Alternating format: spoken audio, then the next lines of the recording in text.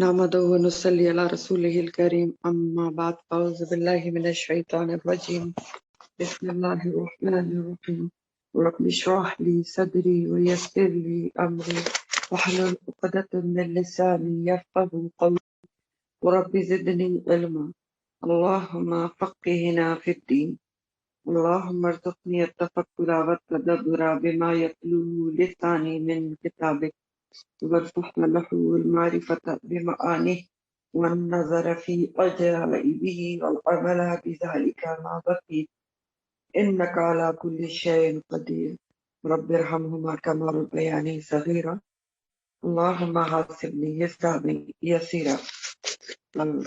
بچے خاتون ہیں انم نام کی، ان کی صحت کے لیے دعا کیجیے گا، اللہ تعالیٰ ان کو صحت کاملہ عطا فرمائے. جو بھی بیمار ہے اللہ تعالیٰ اس کو بھی صحت کاملہ عطا فرمائے، صحت زندگی والی صحت مند زندگی عطا فرمائے. چلیں آج کی آپ کی جو تفسیر ہے وہ سورہ آل عمران آیت نمبر 33 سے ہے. آل عمران 33. ان اللہ اصطفى آدم و نوحا و آل ابراہیم و آل عمران علی العالمین. ان اللہ بے شک اللہ تعالیٰ نے اصطفیٰ اس نے چن لیا آدم کو، آدم علیہ السلام کو، ونوحا نوح علیہ السلام کو، وآل ابراہیم اور ابراہیم علیہ السلام کے آل پورے خاندان کو، وآل عمران اور آل عمران یعنی عمران کے خاندان کو، علی العالمین تمام جہان والوں پر. ان اللہ استفا کا لفظ میں نے کل بھی آپ کو بتایا تھا، اس کا روٹ سواد کے وہ ہے، صفو ہے، اسی روٹ سے صفائی کا لفظ بھی ہوتا ہے. اور استفا کے مطلب ہوتے ہیں کسی کو اس کے نفس کی جو اچھا نفس ہوتا ہے نا، نفس کی صفائی کی بنیاد پر چن لیا جانا، پاکیزگی نفس کی بنیاد پر چنا جانا، سب سے چھانٹ کر اپنا لینا. استفا کیا ہوتا ہے؟ دیکھیں قرآن میں بھی آپ نا دو چار الفاظ پڑھیں گے چنے جانے کے لیے، جن کے معنی تھوڑے تھوڑے مختلف ہوتے ہیں. جیسے اشتبا بھی چنے جانے کے لیے آتا ہے. تو استفا کون سا چننا ہوتا ہے؟ کہ کسی کو اس کے پاکیزی نفس خاص خوبی کی بنیاد پر چھانٹ لینا اور خالص کر لینا، الگ کر لینا. تو فرمایا جا رہا ہے کہ اللہ تعالیٰ نے ان اللہ استفا، اللہ تعالیٰ نے چن لیا، چھانٹ کر اپنے لیے علیحدہ کر لیا. کس کو؟ آدم علیہ السلام کو، نوح علیہ السلام کو، اور دو خاندانوں کا ذکر ہے، ابراہیم علیہ السلام کا خاندان اور آل عمران کا. تو دراصل یہاں سے آگے عیسیٰ علیہ السلام اور ان کی امت نصارہ کا ذکر آئے گا، اور خاص طور پر وہ آیات ہیں جو وفد نجران کے حوالے سے نازل ہوئی ہیں. جو وفد نجران آیا تھا اور انہوں نے بحث مباحثہ کیا تھا دین کے بارے میں، وفد نجران کو یاد کرنے میں نے آپ کو آل عمران کی جو انٹروڈکشن دیا تھا اس میں بتایا تھا کہ سورہ آل عمران کی شروع کی 80 سے اوپر کی آیات جو ہیں ان کا نزول کس خاص واقعے پر ہوا ہے کہ سن 9 ہجری میں نبی کریم صلی اللہ علیہ وآلہ وسلم نے تمام سربراہان جو مملکت تھے اور جتنے بھی سردار تھے ان کو اسلام لانے کی دعوت دی تھی خط لکھ کے. تو عرب کا ایک علاقہ ہے یمن کے بارڈر کے پاس، نجران کے نام سے ابھی بھی ہے. وہاں اس زمانے میں کپڑا بہت اچھا بنتا تھا. تو وہاں پر عیسائی بہت زیادہ تعداد میں رہتے تھے، کرسچنز. تو ان پہ جو سربراہ تھے ان کو بھی آپ نے خط لکھا تھا، تو جس کے جواب میں انہوں نے کہا کہ ہم تو آلریڈی مسلمان ہیں. اور بحث مباحثے کے لیے ان کا پورا وفد آیا تھا، بہت اعلیٰ قسم کا شان والا، شان و شوکت والا وفد تھا. یہ سارا آپ انٹروڈکشن میں پڑھ چکے ہیں، بول کے دیکھیے گا. اور وہ یہ بحث کرنے کے لیے آئے تھے کہ ہم تو آلریڈی مسلمان ہیں. تو نبی کریم صلی اللہ علیہ وسلم نے ان کو یہ جواب دیا تھا کہ تم کو 3 چیزیں مسلمان ہونے سے روکتی ہیں: صلیب کی عبادت، خنزیر کھانے کی عادت، اور تمہارا یہ کہنا کہ اللہ کے لیے بیٹا ہے. پھر انہوں نے بہت بحث مباحثہ مناظرہ کیا تھا آپ کے ساتھ دین کے بارے میں، یعنی عیسائیت اور جو اسلام ہے اس کے جو مختلف عقائد ہیں اس کے بارے میں بحث مباحثہ ہوا تھا. اور حتیٰ کہ اتنی زیادہ مباحثہ ہوا تھا کہ مباہلہ ایک خاص قسم کا مباحثہ ہوتا تھا وہ اسی میں آپ پڑھیں گے سورہ آل عمران میں وہ بھی ہوا تھا. تو بہرحال یہاں سے خاص وہ آیات ہیں جو وفد نجران کے بحث مباحثے پر نازل ہوئی ہیں، اور بتایا جا رہا ہے کہ عیسیٰ علیہ السلام بھی انسان تھے اور آدم علیہ السلام کی اولاد میں سے تھے، اور ان کی پیدائش کے بارے میں اور پھر ان کے مختصر حالات زندگی بتائے جائیں گے، اور اللہ تعالیٰ کے یہاں ان کے اٹھائے جانے کا ذکر بھی آئے گا، اور ساتھ ہی ساتھ اللہ تعالیٰ نصارہ کے باطل عقائد کی تردید بھی کرتے رہیں گے۔ تو یہاں سب سے پہلے آپ دیکھ رہے ہیں کچھ انبیاء اور ان کے خاندانوں کا ذکر ہے۔ دو انبیاء کا ذکر ہے، آدم علیہ السلام، نوح علیہ السلام، اور دو کے خاندان کا ذکر ہے، آل ابراہیم اور آل عمران۔ تو اور اس طرح سے ذکر ہے کہ یہ سب وہ لوگ ہیں جن کو اللہ تعالیٰ نے چن لیا تھا، اور ان کے وقتوں میں تمام جہان والوں پر فضیلت دی گئی تھی۔ ان کے وقتوں میں فضیلت دی گئی تھی کیونکہ دیکھیں جب اس کے بعد، یہ تو نبی کریم صلی اللہ علیہ وسلم کی بعثت سے پہلے کے لوگ ہیں، جب نبی کریم صلی اللہ علیہ وسلم کی بعثت ہوئی اور نبوت ملی تو اللہ تعالیٰ نے آپ کو رحمت للعالمین بنا کے بھیجا۔ تو ان اللہ اصطفیٰ، اللہ تعالیٰ نے چن لیا ان لوگوں کو، کس وجہ سے؟ استفا کیا، ان کی پاکیزی نفس کی وجہ سے چن لیا، ان کی خاص خوبیوں کی بنا پر ان کو چنا گیا۔ تو آگے چنے ہوئے لوگوں کی خصوصیات بیان ہوگی جو ہمیں غور سے سننے کی ضرورت ہے۔ تو سب سے پہلے آدم علیہ السلام کا ذکر ہے، جن کو ابو البشر کہا جاتا ہے۔ ابو البشر یعنی انسانوں کے باپ۔ تو کیا ہے ان کی فضیلت؟ کیسے زبردست چنے ہوئے تھے، اللہ تعالیٰ نے ان کو اپنے ہاتھ سے بنایا، فرشتوں سے سجدہ کروایا، اور علم الاسماء ان کو دیا، سارے نام سکھائے، جنت میں رہائش دی، بہت سے انعامات ان کو نبوت سے پہلے دیے گئے۔ یہ سب نبوت ملنے سے پہلے ہوا تھا، اور پھر شیطان نے ان سے غلطی بھی کروا دی کہ انہوں نے جنت کا پھل کھا لیا، لیکن انہوں نے کیا کیا کہ انہوں نے فوراً غلطی کا اعتراف کر لیا اور جھک گئے، اللہ سے رجوع کر لیا۔ تو اللہ تعالیٰ نے کیا کیا؟ ان کا نہ صرف قصور معاف فرما دیا بلکہ ان کو نبوت عطا کر کے زمین پر نبوت عطا کی گئی۔ غلطی ہو گئی تھی اتنی بڑی، لیکن کیونکہ انہوں نے فوراً رجوع کیا، ایکنالج کیا اپنی غلطی کو، جھکے، تو نہ صرف معاف کیا گیا، نبوت سے ان کو سرفراز کیا گیا۔ تو اللہ تعالیٰ نے ان کا نبوت عطا کی۔ تو سب سے پہلے ہمیں چنے ہوئے لوگوں کی خصوصیت کیا پتہ چل رہی ہے کہ چنے ہوئے لوگوں کی پہلی خصوصیت یہ ہوتی ہے کہ وہ اپنی غلطی کا اعتراف کر لیتے ہیں، اپنی غلطی کو مان لیتے ہیں اور جھک جاتے ہیں اللہ کے سامنے۔ آدم علیہ السلام نے غلطی کا اعتراف کیا، اعتراف کے بعد ان کو نبوت عطا کی گئی۔ شیطان نے کیا کیا تھا؟ اس نے غلطی کی تھی سجدہ نہ کرنے کی، اور نہ صرف اس کو نہ مانا بلکہ اس پر اڑ گیا، اور اس کی وجہ سے کیا ہوا؟ غلطی پر اڑنے کی وجہ سے ذلیل و خوار ہو گیا، ہمیشہ کے لیے مردود ہو گیا، ابلیس بن گیا، مایوس ہوا۔ تو کیا پتہ چل رہا ہے کہ اللہ تعالیٰ ایسے لوگوں کو پسند کرتے ہیں جو اپنی غلطی مان کر اللہ سے رجوع کر لیتے ہیں، اور پھر ایسے لوگوں کو وہ چن کر اس کے اوپر رحمتوں کا نزول بھی فرماتے ہیں۔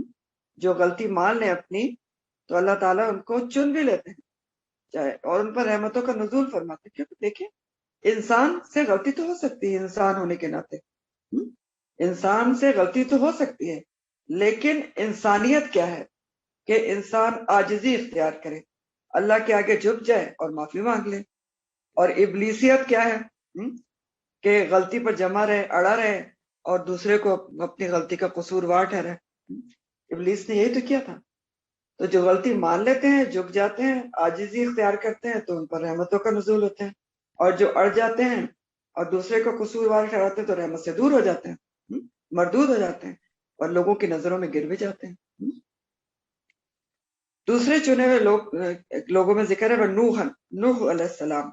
نوح علیہ السلام کو آدم ثانی بھی کہا جاتا ہے، یعنی آدم علیہ السلام جیسے، کیونکہ حضرت آدم کے کچھ ہی عرصے بعد ان کا دور ہے، اور حضرت نوح نے بھی بہت ہی لمبی عمر پائی تھی، کہتے ہیں ان کی عمر 1050 سال تھی، نبی تھے، اور ایسے نبی تھے نوح علیہ السلام جنہوں نے شرک کے خلاف انتھک محنت کی، شرک کے خلاف، کہ 950 سال انہوں نے دن رات تبلیغ کی تھی۔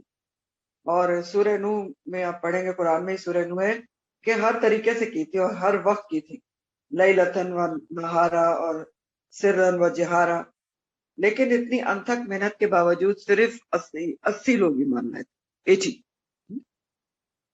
اور پھر انہوں نے اللہ سے مدد طلب کی تھی، انی مغلوب فانتصر، تو اللہ تعالیٰ نے طوفان نوح کے ذریعے تمام انکار کرنے والے سرکش لوگوں کو غرق کر دیا تھا، اور حضرت نوح اور ان کے ساتھ اہل ایمان وہ کشتی نوح کے ذریعے بچا لیا۔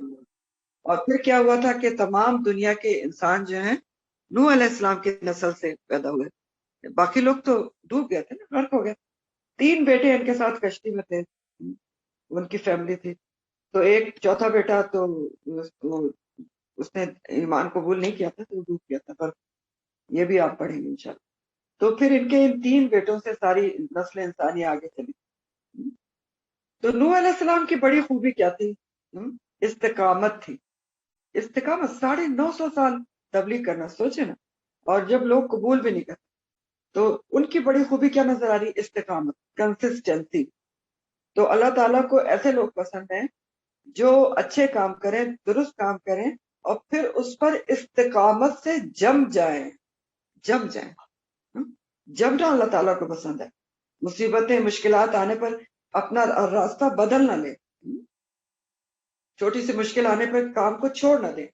تو چنے ہوئے لوگوں کی دوسری بڑی خوبی استقامت ہوتی ہے، جو یہاں سے نظر آ رہی ہے، کنسسٹنسی ہوتی ہے۔ تیسرا ذکر ہے وہ آل ابراہیم۔ آل ابراہیم کو بھی اللہ تعالیٰ نے چن لیا۔ تو سب سے پہلے ابراہیم علیہ السلام کو خود تو دیکھ، انہوں نے تو شرک کے گڑھ میں آنکھ کھولے تھے۔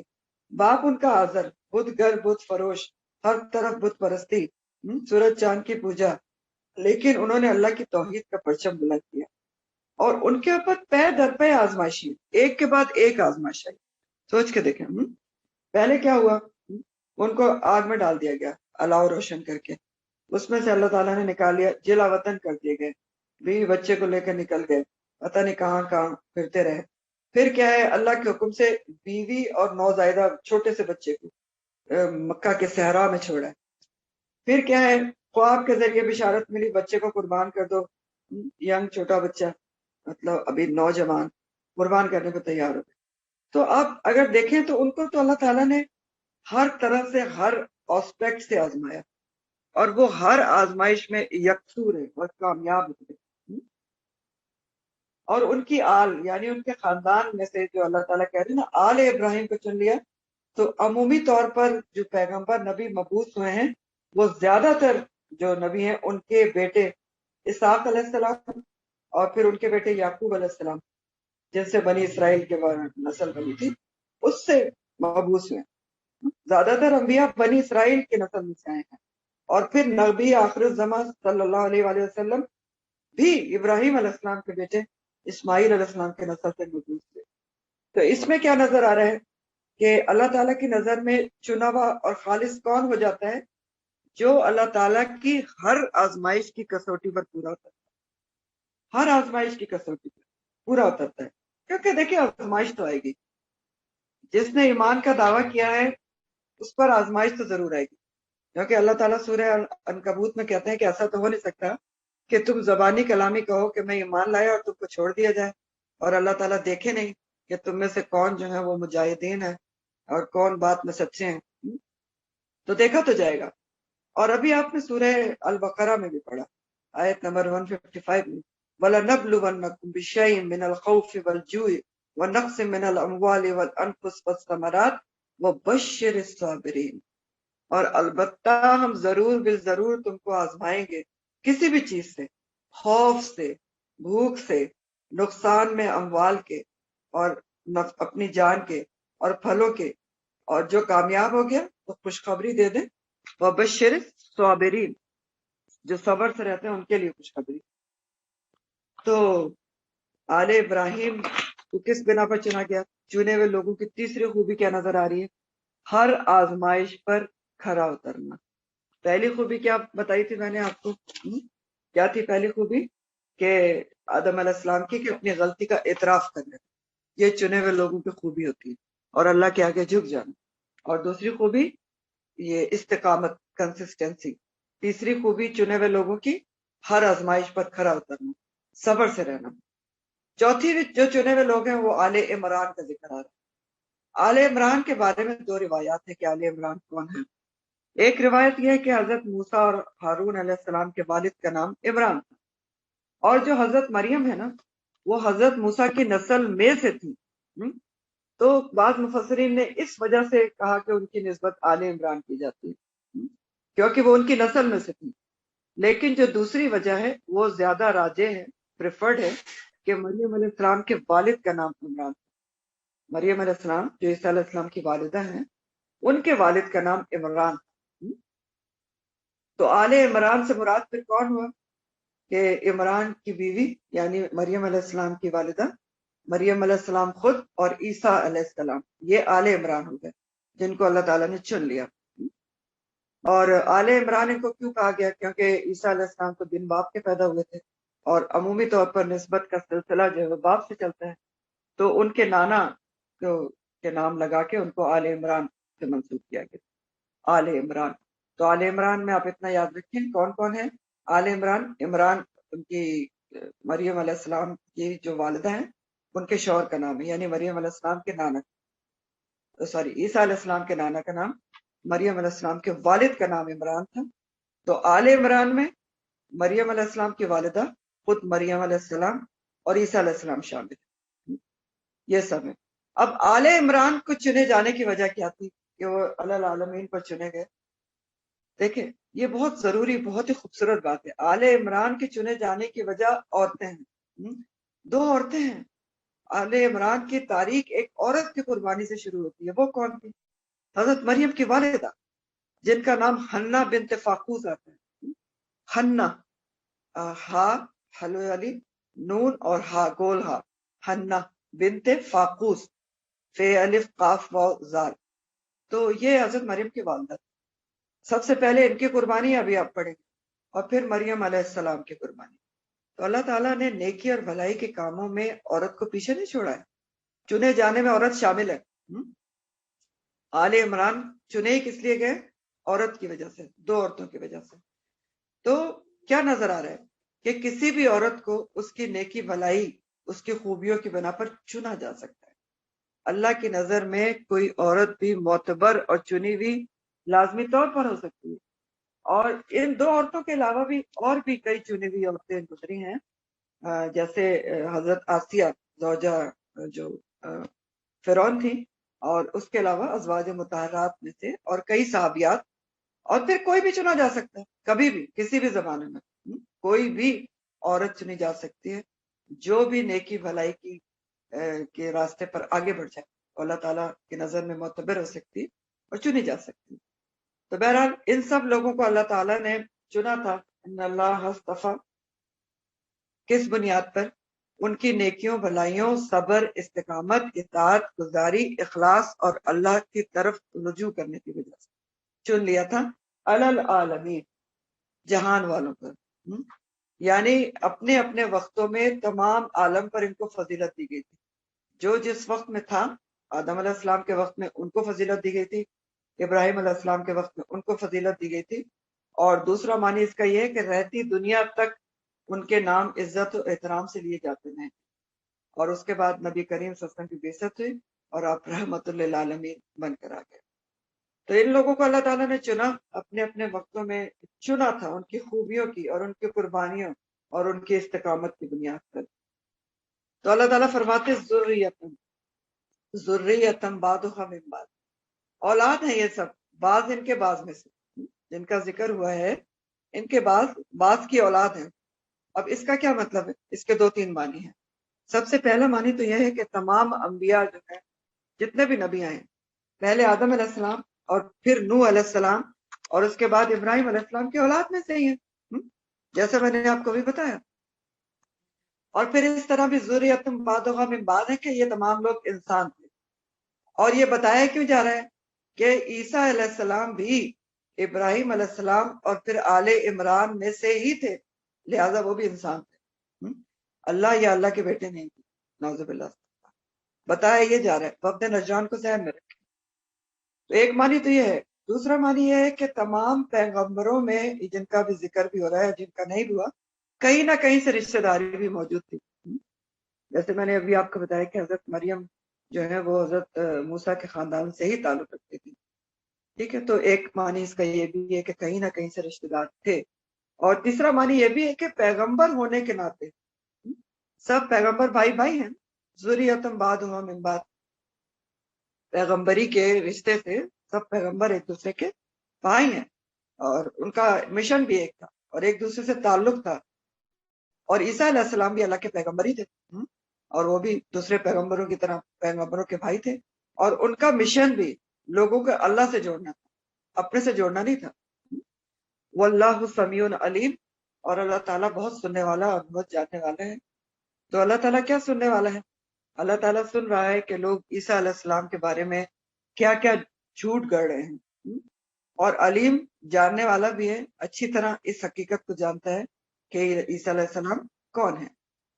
اور پھر اس طرح بھی ہے کہ واللہ سمیع علیم، اللہ تعالیٰ سننے والا ہے، سن رہا تھا اس دعا، اس پکار، اس خواہش کو جو عمران کی بیوی نے اپنے رب کے سامنے ظاہر کی تھی، جس کا ذکر اگلی آیت میں آ رہا. تو وہ سن رہا تھا اللہ تعالیٰ ان کی دعا کو، ان کی خواہش کو جو انہوں نے کی تھی. اور علیم دل کی نیت کو بھی جانتا تھا کہ وہ کیا نیت رکھتی ہیں، کتنی خالص نیت تھی. تو کیا تھی وہ بات جو اللہ تعالیٰ نے سنی گئی، جو اللہ تعالیٰ جانتا تھا. اس قالت، جب کہنے لگی، امرات عمران، عمران کی بیوی، حضرت مریم کی والدہ، اور عمران کی بیوی کا نام میں نے آپ کو بتایا حنہ بنت فاقوس بتایا جاتا ہے.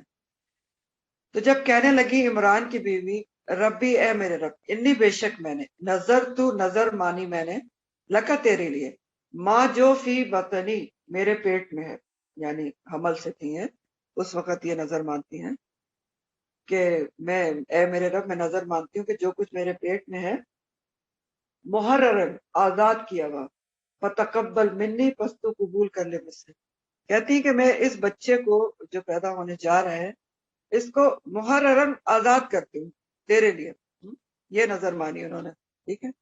اب یہ جو تھی حنہ بنت فاقوس، عمران کی بیوی، مریم علیہ السلام کی والدہ، ان کے بہت عرصے کے بعد یہ بچہ پیدا ہونے جا رہا تھا، اور ان کے شوہر کا انتقال بھی ہو گیا تھا پریگننٹ ہونے کے فوراً بعد. اب اس صورتحال میں جب ان کو پتہ چلتا ہے یہ پریگننٹ ہے، تو یہ منت مانتی ہے، نظر مانتی ہے کہ جو کچھ میرے پیٹ میں ہے میں وہ اللہ کی راہ میں وقف کر دوں گی. محررن، محررن کا لفظ ہے نا، حر سے ہے، ہا را را، حریت بھی اسی سے ہوتی، آزاد کرنا. اور محررن جو ہے وہ اسم مفعول ہے، آزاد کیا ہوا. یعنی وہ یہ منت مانتی ہیں، یہ نظر مان رہی ہیں کہ یہ جو میرا بچہ پیدا ہونے جا رہا ہے، یہ دنیاوی کوئی کام نہیں کرے گا، نہ باپ باپ کی کوئی ذمہ داری اٹھائے گا، صرف یکسو ہو کر دین کا کام کرے گا. اور ان کے زمانے میں، حضرت مریم اور ان کی والدہ کے زمانے میں ایسا ہوتا تھا. یہ ہوتا تھا کہ لوگ نظر مانتے تھے کہ ان کا جو لڑکا پیدا ہوگا اس کو عبادت گاہ میں چھوڑ دیں گے اور اللہ کی عبادت کے لیے وقف کر دیں گے. اور ایسے بچوں کے لیے یہ کیا جاتا تھا، لڑکے ہوتے تھے، لڑکوں کو چھوڑا جاتا تھا کہ بیت المقدس میں جو ہیکل سلیمانی تھا نا، عبادت گاہ، وہاں چھوڑ دیتے تھے. اور ہیکل سلیمانی میں جو عبادت گاہ کے منتظمین تھے نا، کیئر ٹیکر، جن کو کاہن کہا جاتا تھا، ان کے حوالے کر دیتے، تو وہ ان کی پرورش کرتے تھے اور وہ دین کا کام کرتے. تو یہ بھی اس خیال سے نظر مانتے ہیں کہ میں یہ نظر مانتی ہوں کہ میرے پیٹ میں جو بھی ہے وہ محررن آزاد کیا ہوا ہوگا، وہ میرا ماں باپ کا کوئی کام نہیں کرے گا، دنیا داری کا کام نہیں کرے گا، بس وہ تیری راہ میں اس کو میں مخصوص کر دوں گی، یعنی ہیکل میں چھوڑا ہوں. بس تو فتقبل، قبول کر لے مجھ سے.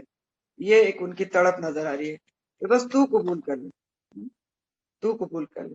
اب آپ دیکھیں کہ مریم کی والدہ جس وقت یہ نظر مان رہی ہیں، اس وقت وہ بالکل تنہا تھی. ان کے شوہر عمران، میں نے جیسے آپ کو بتایا، وہ فوت ہو گئے تھے ان کے حاملہ ہونے کے کچھ ہی عرصے بعد. اور ان کے خاوند عمران بہت نیک آدمی تھے، ان کی بھی جو حیثیت تھی دینی سردار کی تھی ان کی قوم میں. اور یہ بھی جو ہیکل کے وہ تھے، مجاوروں میں سے تھے، عبادت گاہ کے کیئر ٹیکرز تھے. کہتے ہیں کہ وہ نماز بھی پڑھاتے، بہت نیک آدمی تھے. اور اب ان کی بیوی کی نیکی آپ کو نظر آ رہی، وہ تو تھے ہی کہ اپنی واحد اولاد پیدا ہونے جا رہی ہے، شوہر کا انتقال ہو گیا، اب کیا ہے، کوئی اور نہیں ہے، یہ ایک واحد سہارا ہے ان کا، اولاد جو پیدا ہونے جا رہی ہے. تو وہ کیا اس کو کہاں، کس کے لیے وقف کر رہی ہیں؟ اللہ کی راہ میں وقف کر رہی ہیں. سوچ کے دیکھیں نا، اگر آج کی کوئی عورت ہوتی تو کیا سوچتی کہ شوہر کا انتقال ہو گیا، اس کو پتا چلا میں پریگننٹ ہوں، کیا سوچتی، کیا منصوبے بناتی؟ چلو یہ بچہ میرے بڑھاپے کا کام آئے گا، اس کے سارے زندگی گزار دوں گی، اس کو یہ بنا دوں گی، اس کو وہ بنا دوں گی، ایسا ہی ہوتا نا۔ وہ کیا سوچ رہی ہے؟ اپنی زندگی کی سب سے قیمتی چیز کو اپنے رب کے نام پر وقف کر رہی ہے، ہاں؟ اپنی واحد اولاد کو، واحد سہارا۔ تو اللہ کی محبت نظر آ رہی ہے ان کے دل کہ اتنی پیاری چیز، جو سب سے پیاری چیز ہے، یا اللہ میں تجھے دے دوں گی، محررن فتقبل منی، بس تو قبول کرنا مجھ سے۔ تو کیا نظر آ رہا ہے کہ چنے ہوئے لوگ اپنی پیاری ترین چیز بھی اللہ کے لیے وقف کر دیتے ہیں۔ کیا نظر آ رہا ہے؟ یہاں پر ہم خواتین کے سوچنے کی بات ہے نا کہ ہم اپنے بچوں کے مستقبل کے لیے کیا خواہشات اور کیا تمنائیں رکھتے ہیں، اور کیا ہماری دعائیں ہوتی ہیں ان کے لیے، کیا ہمارے ایمز اور گولز ہیں اپنے بچوں کے لیے؟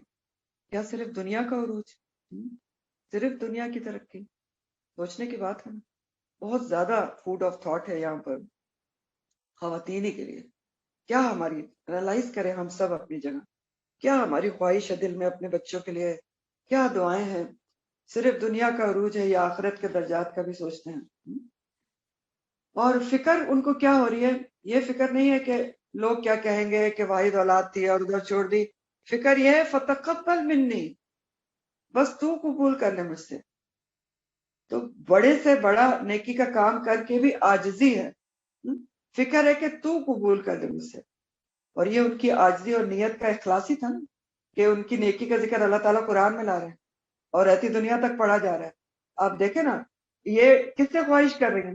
انہوں نے کسی سے تھوڑی کہا تھا، حنا بنت فاقوس نے مریم علیہ السلام کی بات، یہ تو ان کے دل کی خواہش تھی نا، دل کی بات تھی، انہوں نے کسی سے نہیں کہا، یہ دل کی بات تھی، چپکے چپکے وہ اللہ سے باتیں کر رہے ہیں۔ یہ اللہ سے باتیں نا ان کی، دیکھیں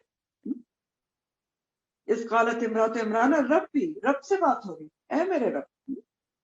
تو اللہ تعالیٰ کو ان کی باتیں اتنی پسند آئی، ان کی نیت اتنی پسند آئی کہ آپ اللہ تعالیٰ نے نبی کریم صلی اللہ علیہ وسلم سے کہا کہ یہ انہوں نے کہا تھا، نبی کریم صلی اللہ علیہ وسلم کو اللہ تعالیٰ بتا رہے ہیں کہ دیکھیں انہوں نے ایسی نیت مانی تھی، ایسی ان کو خواہش تھی، اور اے نبی صلی اللہ علیہ وسلم آپ سب دنیا والوں کو بتائیں کہ انہوں نے کیا سوچا تھا اور کیا بات کی تھی اور کیا ان کے لیے۔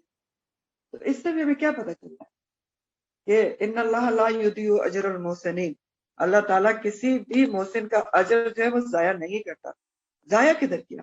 ان کے دل کی خواہش جو چپکے چپکے اللہ سے بات کی تھی وہ قرآن میں لائی گئی، ہر کوئی پڑھ رہا ہے، اور یہ واقعہ قرآن کے نزول سے بہت پہلے کا ہے۔ ان کو تو پتہ بھی نہیں کہ ان کا قصہ حنا بنت فاقوس کا کون کون پڑھ رہا ہے اور کس کس طریقے سے کس کس پر اثر انداز ہو رہی ہے ان کی خواہش، ان کے دل کی خواہش، کون کتنا اثر لے رہا ہے، اثر ہو رہا ہے نا؟ ان کو کیا پتا ہے؟ لیکن اللہ تعالیٰ قیامت تک کے لیے قرآن میں لے آئے، ایسی زبردست ان کا اخلاص تھا اور ایسی زبردست ان کی نیت تھی۔ تو بہرحال انہوں نے یہ نظر مانی، اور کچھ عرصے بعد ان کی جب اولاد پیدا ہوئی تو لڑکی پیدا ہو گئی۔ اب دیکھیں اس زمانے میں الٹرا ساؤنڈ تو نہیں تھا، ان کو تو نہیں پتا کہ لڑکا پیدا ہو گیا لڑکی پیدا ہو گئی۔ انہوں نے یہ سوچا کہ لڑکا ہوگا اور میں اس کو چھوڑ دوں گی ہیکل میں وہ اللہ کے کام کرے، کیونکہ ایسے نظر کا ماننا لڑکوں کے لیے مخصوص تھا۔ لیکن ہوا کیا؟ فلما، پھر جب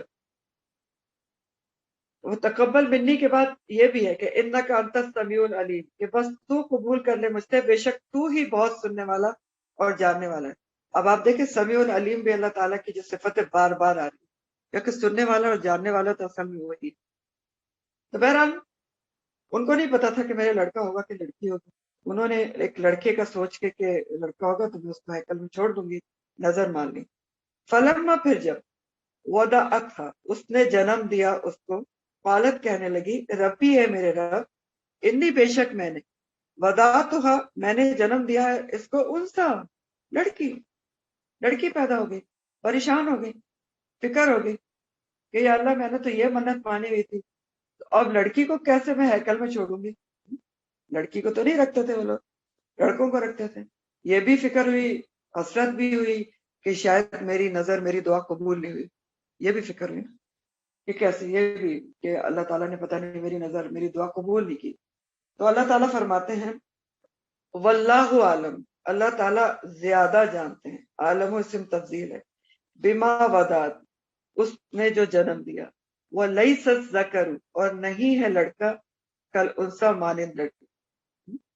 اللہ تعالیٰ کا یہ بیچ میں جملہ معترضہ ہے، بات کس کی چل رہی ہے؟ حنا بنت فقوس کی، اور ان کی دعا کی اور ان کی خواہش کی۔ لیکن جب وہ پریشان ہوئی اور رب سے ہی بات کرنے لگی کہ یا رب، یہ میں نے تو یہ ایک لڑکی پیدا کر دی ہے، تو اب کیا ہوگا اس سے؟ تو اس کے اوپر پھر اللہ تعالیٰ ان کو کہتے ہیں، یہ اللہ تعالیٰ کی جو بات بیچ میں آتی ہے نا، کسی واقعہ سنانا، اللہ تعالیٰ کو واقعہ سنا رہے ہوتے ہیں اور بیچ میں اگر اللہ تعالیٰ کا کوئی ورڈکٹ ہے، جملہ ہے، تو اس کو جملہ معترضہ کہتے ہیں۔ کیا کہتے ہیں؟ جملہ معترضہ۔ تو یہ مریم علیہ السلام کی والدہ کے ذکر کے بیچ میں اللہ کی بات ہے، جملہ معترضہ ہے کہ اللہ تعالیٰ فرماتے ہیں کہ واللہ عالم، اللہ تعالیٰ زیادہ جانتے ہیں کہ اس نے کیا پیدا کیا۔ اللہ تعالیٰ کو پتا ہے کہ تم نے کیا پیدا کیا، اور کوئی بھی لڑکا لڑکی کی مانند نہیں ہو سکتا۔ یعنی یہ لڑکی سے جو کام اللہ تعالیٰ نے لینا ہے چن کر، وہ تو کوئی دنیا کا لڑکا بھی نہیں کر سکتا۔ یہ اللہ تعالیٰ فرما رہے ہیں۔ تو اللہ تعالیٰ زیادہ جانتے ہیں اس نے کس کو جنم دیا۔ تو اللہ تعالیٰ یہ تسلی دے رہے ہیں کہ ایسا نہیں ہے کہ اس نے آپ کی دعا کو سنی نہیں ہے یا قبول نہیں کی ہے، اس نے سنی بھی ہے اور قبول بھی کر لی ہے۔ اور لڑکی جو پیدا کی، یہ بھی اس کی حکمت اور مشیت ہے کہ اللہ تعالیٰ کو علم ہے کہ جو کام اس لڑکی نے کرنا ہے وہ دنیا کا کوئی لڑکا نہیں کر سکتا، اور اس لڑکی کو اللہ تعالیٰ نے چننا ہے اور اس سے ایک نشانی کو جنم لینا ہے، عیسیٰ علیہ السلام کی شکل۔ تو ظاہر ہے لیس الذکر کالانثی، کوئی جو لڑکا ہے وہ اس لڑکی کے برابر کا کام کر ہی نہیں سکتا۔ اب یہ جملہ بھی ذرا غور طلب ہے، خواتین کو بڑی شکایت رہتی ہے۔ اللہ تعالیٰ کیا کہہ رہے ہیں، ذرا اس جملے کو غور کریں۔ لیس الذکر کالانثی کہہ رہے ہیں کہ لڑکا، کوئی بھی لڑکا لڑکی کے برابر نہیں ہو سکتا، مانند لڑکی کے نہیں ہو سکتا، یہ کہہ رہے ہیں اللہ تعالیٰ۔ تو سوچ کے دیکھیں کہ واقعی غور طلب بات ہے، جو کام عورت کر سکتی ہے تخلیق کا، دنیا کا کوئی بھی مرد نہیں کر سکتا ہے۔ ایڑی چوٹی کا زور لگا لے نہیں کر سکتا، کسی حال میں بھی نہیں کر سکتا۔ اور بھی بہت سے دوسرے کام ہیں جو لڑکیاں مردوں والے بھی کر لیتی ہیں، لیکن بات صرف سمجھنے کی اتنی سی ہے ہمارے لیے اس جملے میں بھی کہ لیس الذکر کالانثی، کہ اللہ تعالیٰ نے عورت اور مرد دونوں کو ایک الگ الگ مخلوق کے طور پر بنایا ہے، اور دونوں کی تخلیق کا مقصد بھی جدا جدا ہے۔ تو اس حساب سے دونوں کو تخلیق کیا ہے اور اس حساب سے اس کے ذمہ کام لگائے ہیں۔ تو اس میں مقابلہ کیسا؟ کوئی کسی کا مقابلہ نہیں کر سکتا، جو جس کا کام ہے وہ اس کی وجہ سے اپنی جگہ پر افضل ہے۔ ٹھیک ہے، تو بہرحال یہ بیچ میں اللہ تعالیٰ کا جملہ معترضہ تھا کہ اللہ تعالیٰ فرماتے ہیں کہ آپ فکر نہ کریں، آپ کی دعا بھی قبول ہوئی ہے، اور اللہ تعالیٰ زیادہ جانتے ہیں جو بھی آپ نے پیدا کیا ہے۔ اور لیس الذکر کالانثی، کوئی بھی لڑکا مانند اس لڑکی کی نہیں ہو سکتا۔ جو یہ لڑکی نے کام کرنا ہے چنے جانے کے بعد، وہ دنیا کا کوئی لڑکا بھی نہیں کر سکتا۔ پھر آگے سے پھر جو مریم علیہ السلام کی والدہ ہیں انہی کی بات ہے آگے، جو وہ اللہ تعالیٰ سے کر رہی ہیں۔ کہتی ہیں وَإِنِّي، اور بے شک میں نے، سمیتھا، میں نے نام رکھا ہے اس کا، مریم، مریم۔ سمیتھا کا لفظ جو ہے سما سے ہے، اسم سے ہے، سما، سما کے مطلب ہوتے نام رکھنا، سین ما میم واو۔ تو کہتی ہے میں نے اس کا نام مریم رکھا ہے، اور مریم جو ہے وہ عبرانی زبان کا لفظ ہے جس کے معنی ہوتے ہیں رب کی خادمہ یا عبادت گزار۔ ٹھیک ہے، مریم کا مطلب ہے عبرانی میں رب کی خادمہ یا عبادت گزار۔ تو یہاں سے بھی ہمیں دو باتیں پتہ چل رہی ہیں کہ وہ کہتی ہیں کہ انی سمیتھا مریم، دو باتیں آپ کو پتہ چلی۔ ایک تو یہ کہ جو بچے کا نام ہے اس کو، ماں کو بھی اس کا نام رکھنے کا حق ہوتا ہے۔ ماں بھی اپنے بچے کا نام رکھ سکتی ہے، خود رکھ رہی ہیں، کوئی اور بھی رکھ سکتا ہے، لیکن ماں کو بھی یہ حق حاصل ہے۔ اور دوسری بات یہ ہے کہ جو لوگ دین کو، آخرت کو دنیا کے مقابلے میں ترجیح دیتے ہیں نا، وہ اپنے بچوں کے نام بھی آخرت کے لحاظ سے، آخرت کو سامنے رکھ کے سوچ سمجھ کے رکھتے ہیں۔ جن کے خود پیش نظر آخرت ہوتی ہے، وہ اپنے بچوں کے نام بھی آخرت کے حساب سے سوچ سمجھ کے رکھتے ہیں۔ اب مریم کا کیا مطلب ہے؟ یہی تو آپ کو بتا رہے ہیں، رب کی خادمہ۔ ٹھیک ہے، اور کیسی خادمہ بنی ہو؟ تو سوچ سمجھ کے نام رکھنا ہی چاہیے، بامانی نام، کیونکہ نام بچے کی شخصیت پر اثر انداز ہوتے ہیں، اور آپ کو یہ بھی پتا ہے کہ بچے کا نام 7 دن کے اندر اندر رکھ دینا چاہیے۔ تو بہرحال مریم کی والدہ کہتی ہے کہ انی سمیتها مریم وانی اعیذها بک وذریتها من الشیطان الرجیم۔ مزید اللہ تعالیٰ سے وہ کہتے ہیں کہ میں پناہ میں دیتی ہوں، اعیذها کا لفظ جو ہے عین واو زال سے ہے، تو تعوذ جس سے ہوتا ہے نا آذا یا عذو، جو آپ پڑھتے ہیں نا اعوذ باللہ، تو اسی روٹ سے ہے عین واو زال، پناہ لینا۔ تو کہتی ہیں مریم کی والدہ کہ بے شک میں پناہ میں دیتی ہوں اس کو، کس کو؟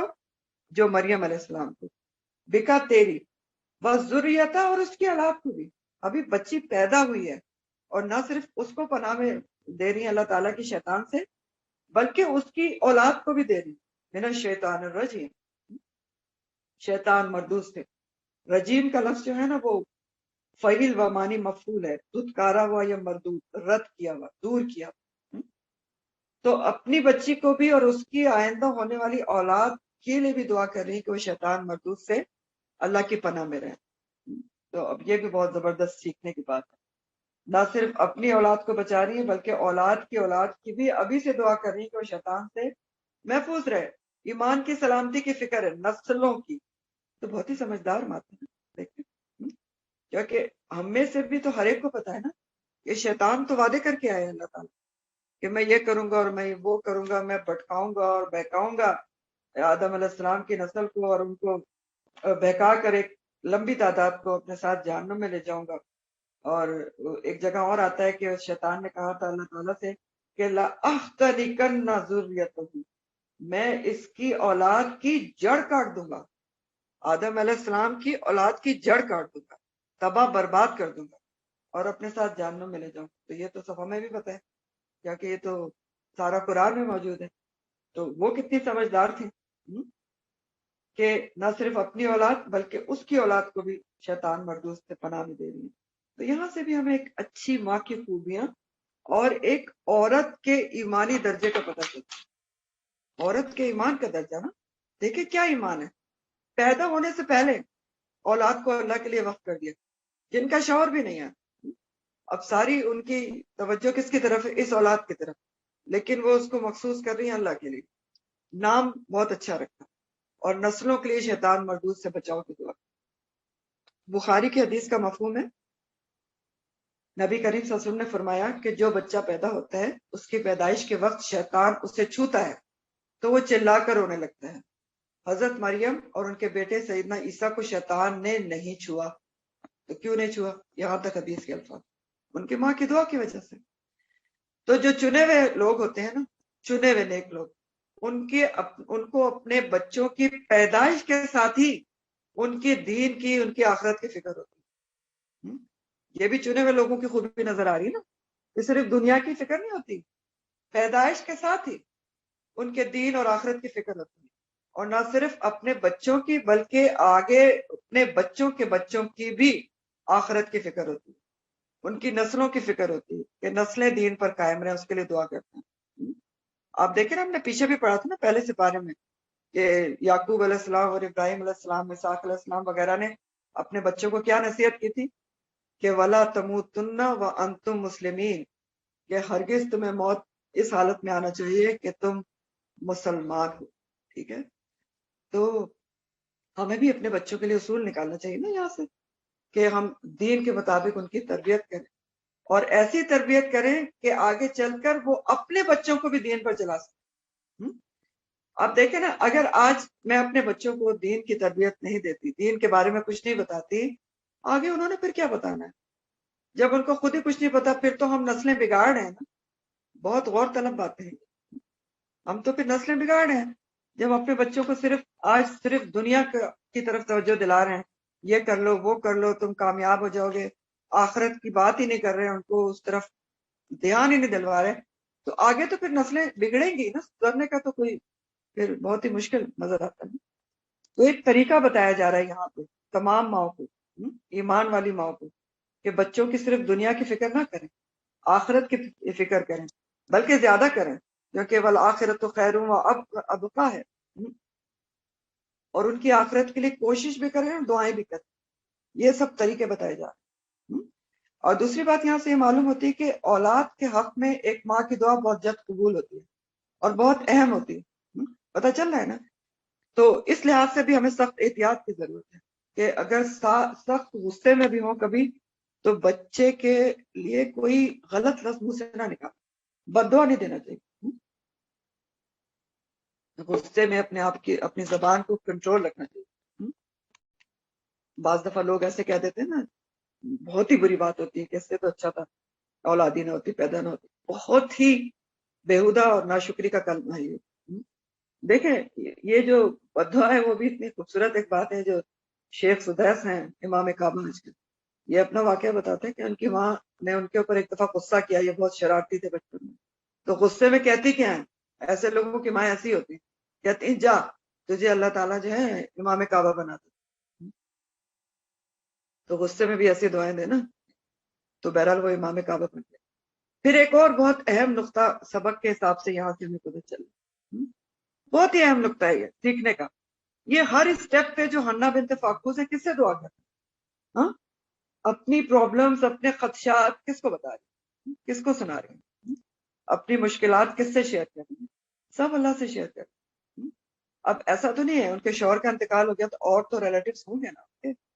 سب سے پہلے تو ان کی بہن ہی تھی جو حضرت زکریا کی بیوی تھی، تو وہ تو ساری چیزیں کس سے شیئر کر، سب اپنے خدشے اپنی آرزویں کس سے شیئر کریں، اللہ تعالیٰ سے شیئر کریں.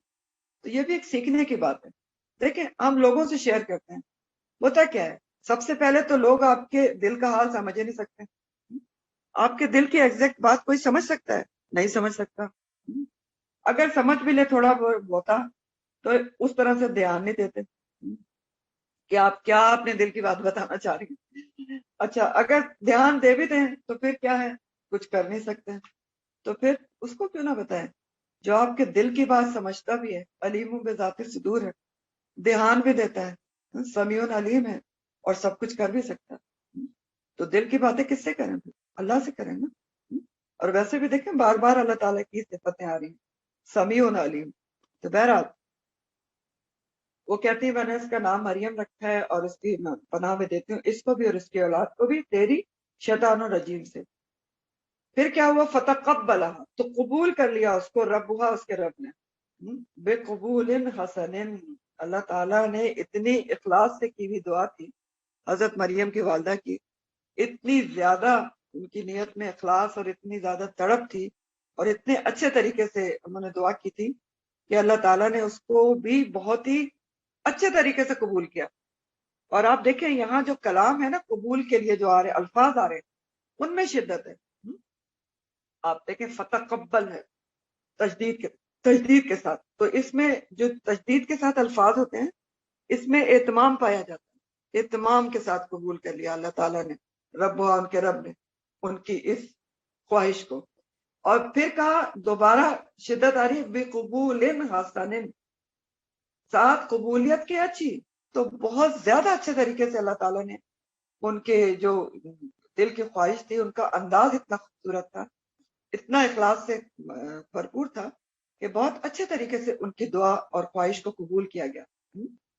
وہ انبتہا، اور نشوونما کی اس کی، کس کی، جو مریم علیہ السلام پیدا ہوئی تھی، نباتن حسنا، پرورش کرنا بہت اچھے طریقے سے. یہ دونوں الفاظ نبات سے ہیں جس کے مطلب ہوتے ہیں پروان چڑھانا، گرو کرنا. تو مریم علیہ السلام کی پرورش بہت ہی اچھے طریقے سے ہوئی. اور کیونکہ وقف لہا زکریا، کیونکہ ان کی کفالت کا ذمہ جو ہے زکریا علیہ السلام کے ذمہ آیا تھا، ان کے بارے میں بتاتی ہوں. بہرحال جو مریم علیہ السلام تھی ان کی تربیت کا اللہ تعالیٰ نے بہت ہی زبردست بندوبست کیا اور ان کی پرورش ذہنی، جسمانی، روحانی، عقلی، عملی طور پر بہت اچھے طریقے سے ہوئی. اور تاریخ میں آتا ہے روایات میں کہ بہت جلدی اپنی عمر سے زیادہ سمجھدار ہو گئی تھی اور بہت جلدی عبادت شروع کر دی تھی، کیونکہ ظاہر ہے ان کو ہیکل میں پھر رکھ لیا گیا تھا، ایک کمرہ دیا گیا تھا مطلب. اور وکفلھا زکریا، اور ان کی کفالت کی زکریا علیہ السلام. کفالت کیا ہوتی ہے؟ کیئر ٹیکر ہونا، کسی کا پورے طریقے سے ذمہ داری اٹھانا. تو زکریا علیہ السلام اپنے وقت کے پیغمبر تھے، ٹھیک ہے، اور رشتے میں مریم علیہ السلام کے خالو تھے، یعنی زکریا علیہ السلام کی جو بیوی تھی وہ مریم علیہ السلام کی سگی خالہ تھی، اور یہ جو تھے زکریا علیہ السلام اس وقت ہیکل سلیمانی میں موجود بھی تھے، ان کے کاہن تھے نا، کیئر ٹیکر۔ تو انہوں نے زکریا علیہ السلام نے جو کیونکہ ان کے خالو بھی تھے اس لیے اپنا حق بتاتے ہوئے آفر کی تھی کہ میں ان کی کفالت کرتا ہوں۔ جب وہ لے کر آئی تھی نا چھوڑنے کے لیے، ان کی ماں جب وہ تھوڑی بڑی ہو گئی تھی، چھوڑنے کے قابل ہو گئی تھی وہاں پر، تو وہ چھوڑنے آتی ہیں ہیکل سلیمانی میں۔ تو اب جو ہے وہاں پر پہلے تو یہ ہوا تھا کہ جو مجاور تھے وہاں کے ہیزیٹنٹ تھے ان کو لے، لیکن جب انہوں نے جو ہنگام اتفاقوس تھی انہوں نے کچھ اپنے خواب بتائے تو وہ رکھنے پہ تیار ہو گئے، لیکن بعد میں جب ان کی کرامات دیکھی تو پھر آپ ابھی آگے پڑھیں گے، ہر کوئی چاہتا تھا کہ ان کی کفالت ان کے ذمہ آ جائے، کیونکہ ان کو پتہ چل گیا تھا کہ کوئی خاص شخصیت ہے۔ تو بہرحال ان کی جو کفالت کا ذمہ تھا وہ زکریا علیہ السلام کے ذمہ آیا، اور کس طرح آیا وہ بھی ابھی آگے آ جائے گا۔ وَكَفَّلَهَا زکریا، جو ان کے حقیقی خالو بھی تھے۔ اب یہ بھی اللہ تعالیٰ کا جو انتظام تھا وہ بہت زبردست تھا کہ ایک پیغمبر ان کی کفالت میں، پیغمبر تھے اپنے وقت کے، تاکہ نہ صرف وہ ان کی جسمانی ضروریات کو سمجھے، ان کی مادی ضروریات کو سمجھے، ان کی ضروری جو روحانی ضروریات ہیں ان کو بھی سمجھ سکیں۔ تو ایک پیغمبر ہی ان کی روحانی ضروریات کو سمجھ سکتا تھا، اس لیے وَكَفَّلَهَا زکریا۔ تو کلما دخلا، جب کبھی داخل ہوتے تھے علیہ ان کے اوپر، کس کے اوپر؟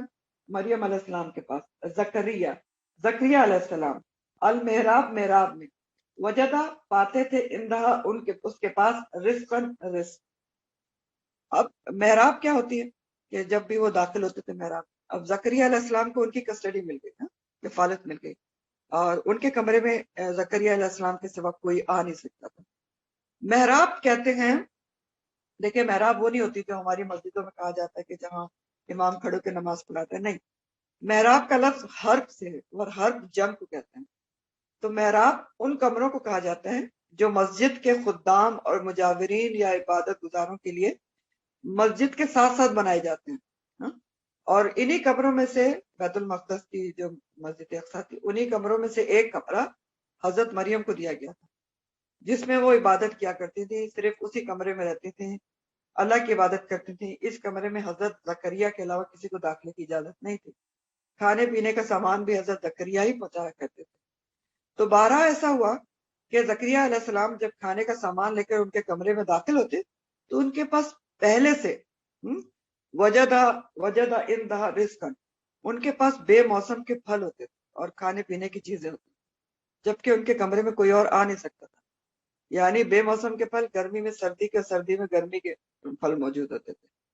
اور بعض مفسرین نے رزق سے مراد علمی صحیفے بھی لیے ہیں جن سے وہ علم حاصل کرتی تھی، ان کے پاس موجود ہوتے تھے، لیکن بہرحال زیادہ پریفرڈ رائے یہ ہے کہ ان کے پاس بے موسم کے پھل موجود ہوتے تھے، اور جو حضرت مریم کی کرامت بھی تھی۔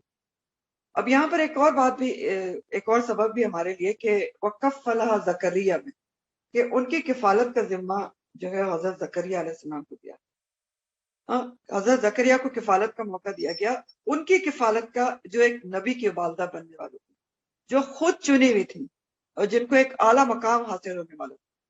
تو اس میں بھی ہمارے لیے کیا سبب کہ اللہ کی طرف سے کسی کو اگر کسی نیک کام کی توفیق مل جائے تو اس کو کیا کرنا چاہیے؟ یہ بہت بڑی سعادت ہوتی ہے، پہلے تو یہ سمجھنا چاہیے۔ اللہ کے کسی کام کی آپ کو توفیق مل جائے، کسی سعادت کی، تو پہلے تو اس کو سمجھنا چاہیے کہ بہت بڑی سعادت اور انعام ہے، اور پھر کیا کرنا چاہیے؟ اور جھک جانا چاہیے اللہ کے آگے، اور زیادہ شکر گزاری ہونا چاہیے اللہ تعالیٰ۔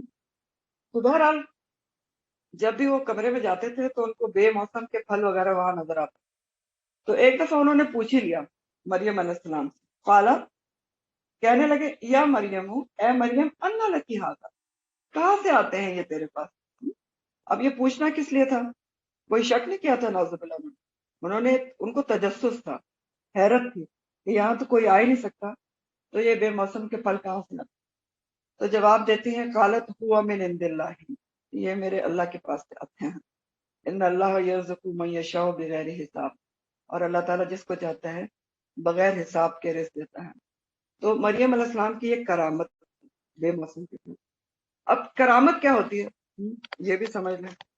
کرامت کی ڈیفینیشن ہے کہ ظاہری اسباب کے خلاف کسی چیز کا سامنے آ جانا کرامت کہلاتا ہے۔ ظاہری اسباب کے خلاف کسی چیز کا سامنے آ جانا، اور انبیاء اور اولیاء کے ہاں اس طرح کی چیزوں کا نزول ہوتا ہے۔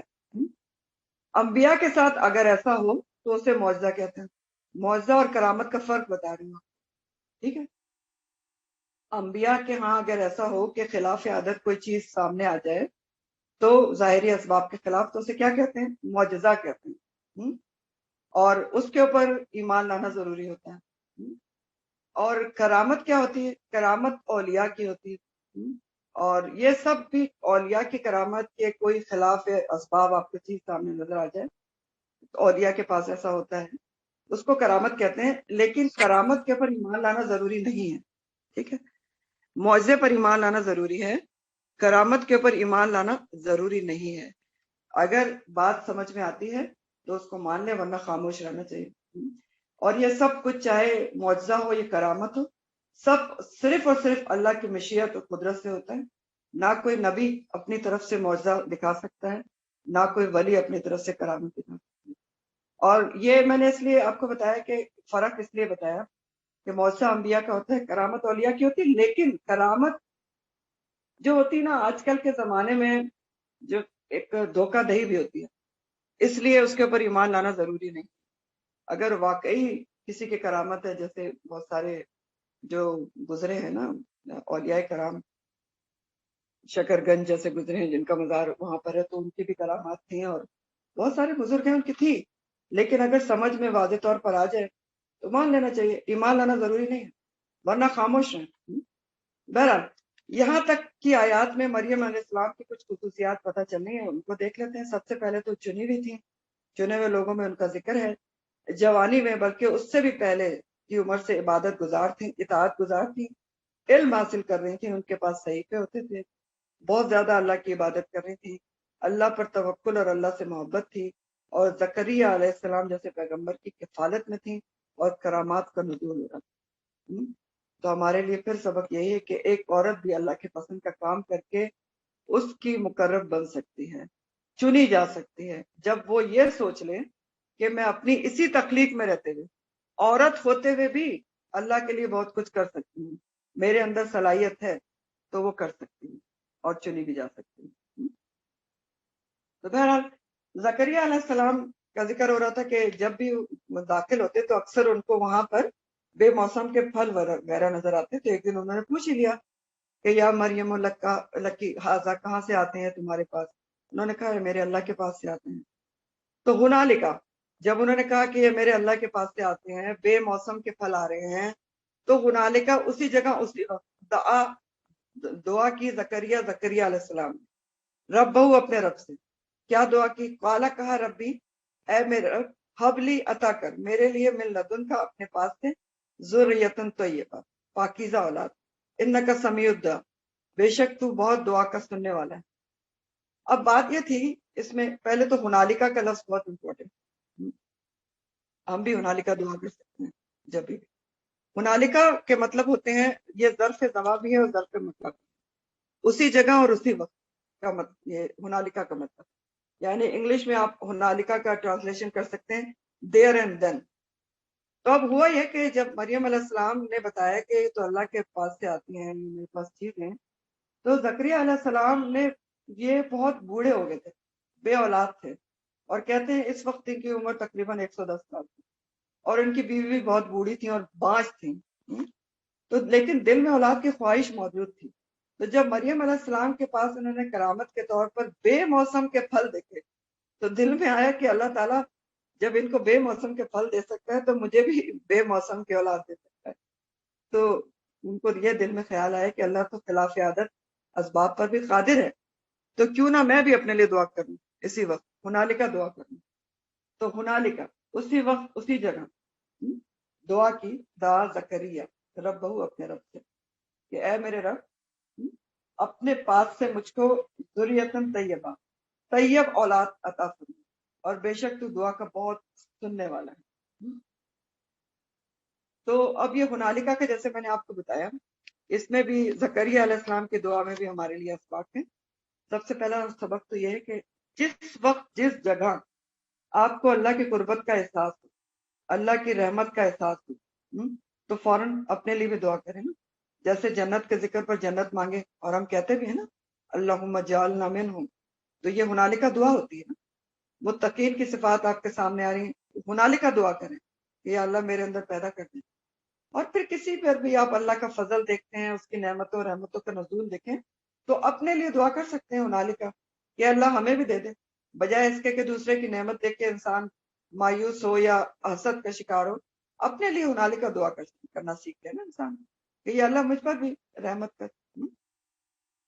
اور ربی حبلی من لدن کا ذریۃ طیبہ، حب کا لفظ تو آپ پہلے بھی پڑھ چکے ہیں پیچھے، ہبا سے ہوتا ہے، اور ہبا کے مطلب ہوتے ہیں ہبا، یہ جو حب کا لفظ ہے نا، ہبا وحبو کے مطلب ہوتے ہیں ہبا کے، کسی کو فائدہ پہنچانے کے لیے کچھ عطا کرنا، ٹھیک ہے۔ تو دعا کرتے ہیں کہ یا اللہ تو اپنے پاس سے مجھے اولاد عطا کرتے، اور صرف اولاد نہیں، پاکیزہ اولاد مانگ رہے ہیں۔ یہ نہیں کہہ رہے کہ بیٹا دے دے، تندرست دے دے، خوبصورت دے دے، صحت والا دے دے، نہیں، ذریۃ طیبہ، طیب دعا۔ اور آپ کو پتہ ہے کہ یہ دعا جو ہے وہ اولاد کو مانگنے کے لیے بہت مجرب دعا ہے۔ اولاد جس کو نہیں ہوتی وہ یہ دعا کر سکتا ہے، ربی حبلی من لدن کا ذریۃ طیبہ۔ تو طیب اولاد مانگ رہے ہیں۔ طیب کون ہوتا ہے؟ طیب انسان کون ہوتا ہے؟ پاکیزہ انسان، عمدہ انسان ہوتا ہے جو برے اعمال سے پاک، جہالت کے اندھیروں سے دور ہو، جس کے پاس ایمان کی روشنی ہو، جو عمل صالح کرتا ہو، اچھے اخلاق رکھتا ہو۔ تو جو چنے ہوئے لوگ ہوتے ہیں وہ اسی طرح کی دعا کرتے ہیں۔ وہ صرف اولاد نہیں مانگتے، لڑکے لڑکیاں نہیں مانگتے، اچھی شکل و صورت نہیں مانگتے، گوری چٹی اولاد نہیں مانگتے، بلکہ ذریۃ طیبہ مانگتے ہیں۔ تو یہ دعا کا جو انداز ہے، خاص طور پر ہمیں اپنی نئی نسل کو ضرور سکھانا چاہیے کہ ان کو بتائیں کہ اولاد کے لیے ایسی دعا مانگنا سیکھیں تاکہ نئی نسل پیدائشی طور پر دین کی طرف رغبت رکھتی ہو۔ جیسے زکریا علیہ السلام نے دعا کی تھی تو کون پیدا ہوا تھا آپ کو پتہ ہے؟ یحییٰ علیہ السلام، ابھی آگے آ جائے گا۔ انہوں نے دعا کی، ان کی دعا قبول ہوئی، اور اللہ تعالیٰ نے یحییٰ علیہ السلام کو پیدا کیا ان کی دعا کے ذریعے۔ تو بہرحال یحییٰ علیہ السلام نے جب بے موسم کے پھل دیکھے مریم علیہ السلام کے پاس، تو انہوں نے کہا تو بے موسم کے اللہ تعالیٰ مجھے اولاد بھی دے سکتا ہے، وہ ہر چیز پر قادر ہے۔ تو انہوں نے دعا کر لی ہنالکا کہ یا اللہ مجھے بھی دے دے۔ تو ان کی دعا قبول ہے زکریا علیہ السلام کی۔ اور ایک دفعہ جب وہ زکریا علیہ السلام اپنے محراب میں، اپنے کمرے میں کھڑے ہوئے نماز پڑھے تھے، تو فرشتوں نے ان کو بیٹے کی خوشخبری دی۔ فنادتہ الملائکہ، تو پس پکارا اس کو ملائکہ نے۔ فنادتہ کا لفظ ندا سے، ملائکہ نے، وہ ہوا، اور وہ قائمون کھڑے تھے، یصلی نماز پڑھ رہے تھے، فی المحراب محراب۔ اور فرشتوں سے مراد مفسرین کے مطابق جبرائیل علیہ السلام ہے، اور جمع کے صیغے میں بات جو آ رہی ہے وہ بطور عزت آ رہی کہ ان کو ملائکہ نے پکارا، اور نہ جبرائیل علیہ السلام نے ان کو پکار کے خوشخبری دی تھی بیٹے کی۔ اور ساتھ ہی یہ بھی بتایا تھا کہ یہ خوشخبری جو ہے اللہ سبحانہ تعالیٰ کی طرف سے، اپنی طرف سے نہیں دے رہا ہوں۔ دیکھیں آگے کیا کہا فرشتے نے، ان اللہ، بے شک اللہ تعالیٰ، یبشرک، بشارت دیتا ہے تجھ کو۔ تو یہ واضح کر کے بتا رہے ہیں کہ یہ اللہ تعالیٰ کی طرف سے خوشخبری ہے۔ کیا خوشخبری دیتا ہے اللہ تعالیٰ تجھ کو؟ یحییٰ کی، یعنی آپ کے ایک بیٹا ہوگا، زکریا علیہ السلام کو خوشخبری دے رہے ہیں، اور اس کا نام بھی یحییٰ ہوگا۔ نام بھی بتا دیا کہ یہ نام بھی اللہ تعالیٰ نے تجویز کیا ہے۔ اور آپ کو پتہ ہے کہ اس سے پہلے کسی نے بھی یحییٰ نام نہیں رکھا تھا، اللہ تعالیٰ کا تجویز کردہ نام تھا۔ اور یہ بات سورہ المریم میں آتی ہے، سورہ مریم آیت نمبر 7 ہے، مریم 7۔ یا زکریا انا نبشرک بغلام اسمہ یحییٰ لم نجعل لہ من قبل سمیہ۔ اللہ تعالیٰ کا فرمان ہے کہ اے زکریا، بے شک ہم تجھے خوشخبری دیتے ہیں ایک لڑکے کی جس کا نام یحییٰ ہوگا، اور اس سے پہلے کسی کا بھی یہ نام نہیں رکھا گیا. ٹھیک ہے. تو فرشتہ خوشخبری دیتا ہے اللہ کی طرف سے, نام بھی بتاتا ہے کہ نام ان کا یحییٰ ہوگا. اور یحییٰ کے معنی کیا ہے؟ یحییٰ کا جو لفظ ہے نا, اس کو اس میں انجیل اور بائبل وغیرہ میں اس کا نام یوحنا آتا ہے, یحییٰ کا. اور یحییٰ کا روٹ ہئی ہے, ہا یا یعنی زندگی سے, ہئی سے مضارع واحد کا صیغہ ہے. یعنی یحییٰ کے مطلب ہے ایمان سے جیے گا یا جیتا رہے گا, یعنی یحییٰ علیہ السلام کو ایمان سے بھرپور زندگی ملے گی. ٹھیک ہے. تو فرشتے نے خوشخبری دی کہ آپ کو بیٹا ہوگا اور اس کا نام یحییٰ ہوگا, اور اس میں کیا خوبیاں ہوں گی؟ مصدقاً, تصدیق کرنے والا ہوگا, بکلمۃ من اللہ, ایک کلمے کی اللہ کی طرف سے. تو یہ کلمہ اللہ کی طرف سے کیا ہے جس کی وہ تصدیق کریں گے یحییٰ علیہ السلام؟ بکلمۃ من اللہ سے مراد عیسیٰ علیہ السلام ہے, کیونکہ وہ اللہ تعالیٰ کے کلمہ کن کہنے سے بلا باپ کے پیدا ہوئے تھے. تو یہ جو یحییٰ علیہ السلام ہیں وہ ان سے بڑے تھے عیسیٰ علیہ السلام سے, پہلے پیدا ہوئے تھے. اور روایات کے مطابق سب سے پہلے عیسیٰ علیہ السلام پر ایمان لانے والے بھی یحییٰ علیہ السلام تھے, اور ریلیٹو بھی تھے نا, مریم علیہ السلام کی خالہ کے بیٹے تھے. تو دوسری خوبی بتاتے ہیں فرشتے کہ وہ تصدیق کریں گے عیسیٰ علیہ السلام کی, مصدقاً بکلمۃ من اللہ. تیسری خوبی بتاتے ہیں یحییٰ علیہ السلام کی, وہ سید, سردار ہوگا. سیدن کے مطلب ہوتے ہیں سردار, سرداروں جیسی شان والا, علم اور حلم والا, لیڈرشپ کی پیدائشی خصوصیات ہوں گی. چوتھی خوبی بتاتے ہیں وہ حسورن, حسورن, اور پاک باز ہوگا. حسورن کا لفظ جو ہے نا حسر سے, اور حسر کے معنی ہوتے روکنا, اور حسورن کا جو معنی ہے وہ مبالغے کا صیغہ ہے حسر سے, اپنے آپ کو روکنے والا, محصور کرنے والا, اپنے آپ پر کنٹرول رکھنے والا ہوگا. تو جو یحییٰ علیہ السلام تھے ان کو اللہ تعالیٰ نے پیدائشی طور پر خواہشات نفس سے محفوظ رکھا تھا. وہ خواہشات نفس اور لذات سے اپنے آپ کو بچانے والے تھے. فطری طور پر عورتوں سے بے رغبتی رکھتے تھے, شادی بھی نہیں کی تھی انہوں نے. قدرتی طور پر ایسا ان کو پیدا کیا تھا کہ ان کو بے رغبتی تھی, ان کا دل مائل نہیں ہوتا تھا. یہ بھی اللہ کی قدرت تھی. اور تو حصوراً ہوں گے, اپنے آپ کو محصور کرنے والے, بچانے والے, خواہشات نفس سے بچانے والے ہوں گے. وہ نبی, اور نبی ہوگا, اور من الصالحین, اور صالحین میں سے ہوگا, صالح لوگوں میں سے ہوگا. تو کس کی خوبیاں بتائی جا رہی ہیں؟ زکریا علیہ السلام کو بتا رہے ہیں فرشتے جبرائیل علیہ السلام کہ آپ کے بیٹا ہوگا, آپ کی دعا قبول ہو گئی, اور اس بیٹے کے اندر یہ خوبیاں ہوں گی, اور اس کا نام یحییٰ ہوگا. تو جب ان کو خوشخبری ملی تو کہنے لگے زکریا علیہ السلام, قالا, کہا اس نے, ربی ہے میرے رب, انا, کیسے, یکون, ہو سکتا ہے, لی, میرے لیے, غلام, ایک لڑکا, وقت, تحقیق, بلغنی الکبر, مجھ کو تو بڑھاپا پہنچ گیا ہے, وہ امراتی, اور میری بیوی, آخرن, وہ تو بانجھ ہے, یعنی دونوں طرف کوئی اسباب ہی نہیں ہے. دعا تو کر لی انہوں نے, لیکن اب جب ان کو خوشخبری ملی تو خوشی اور حیرت کے ملے جلے جذبات کے ساتھ اپنی تسلی کے لیے انہوں نے پوچھا, سیٹسفیکشن کے لیے, کہ یہ ہوگا کیسے, میں تو بہت ہی بوڑھا ہو چکا ہوں, بیوی میری بانجھ ہے, آخر ہے, دونوں طرف کوئی اسباب نہیں ہے, تو اب یہ سب کچھ کیسا ہوگا, کس طرح سے ہوگا. تو آپ دیکھیں آخر کا جو لفظ ہے وہ بانجھ کے لیے آتا ہے, اور اقرا سے ہے جس میں زخم کو کہتے ہیں اقرا.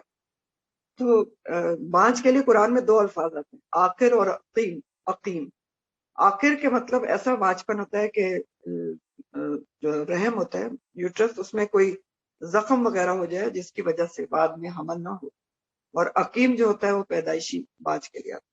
تو بہرحال وہ بہت حیرت سے پوچھتے ہیں کہ اچھا ایسا کیسے ہوگا, اشتیاق سے, خوشی سے, حیرت سے, کہ میں تو اتنا بوڑھا ہو چکا ہوں, 110 سال ان کی عمر تھی سر, اور ان کی بیوی 88 ایئرس کی تھی. تو فرشتے جواب دیتے ہیں, قال کذالک, اسی طرح ہوگا, کذالک اللہ, اسی طرح اللہ تعالیٰ, یفعل, وہ کرتا ہے, ما یشاء, جو وہ چاہتا. جواب ملتا ہے اللہ تعالیٰ کی قدرت اور مشیت کسی ظاہری اسباب کو محتاج نہیں ہے. کذالک, اسی حالت میں, وہ مسبب الاسباب ہے, ظاہری اسباب نہ بھی ہوں تو وہ اسباب پیدا کر دے گا. اسی طرح اسی حالت میں کہ تم بوڑھے ہو اور بیوی بانچ ہے، تمہارے بیٹا ہو، تمہارے بیٹا ہوگا۔ اور زکریا علیہ السلام کا جیسے میں نے آپ کو بتایا کہ یہ پوچھنا کوئی اس کے شک کے لیے نہیں تھا کہ اللہ کی قدرت میں ان کو شک تھا، مزید اپنی تسلی کے لیے پوچھنا چاہ رہے تھے کہ میں پوچھ سکوں۔ تو فرشتے جواب دیتے کہ ایسا ہی ہوگا، کیونکہ اللہ تعالیٰ کی جو قدرت ہے اور جو اس کی طاقت ہے، وہ اللہ تعالیٰ اس کے ذریعے کوئی بھی کام کر سکتے ہیں، چاہے ظاہری اسباب نہ بھی موجود۔ اور ایک بات میں آپ کو بتاؤں کہ صرف اللہ تعالیٰ نے اسی وقت بلا اسباب کے اتنا بڑا معجزہ زکریا علیہ السلام کو نہیں دکھایا، آج کل بھی اللہ تعالیٰ اپنی قدرت دکھاتے ہیں کہ وہ جو چاہے کر سکتے ہیں۔ اب چھوٹا سا ایک واقعہ آپ کو بتاتا ہوں۔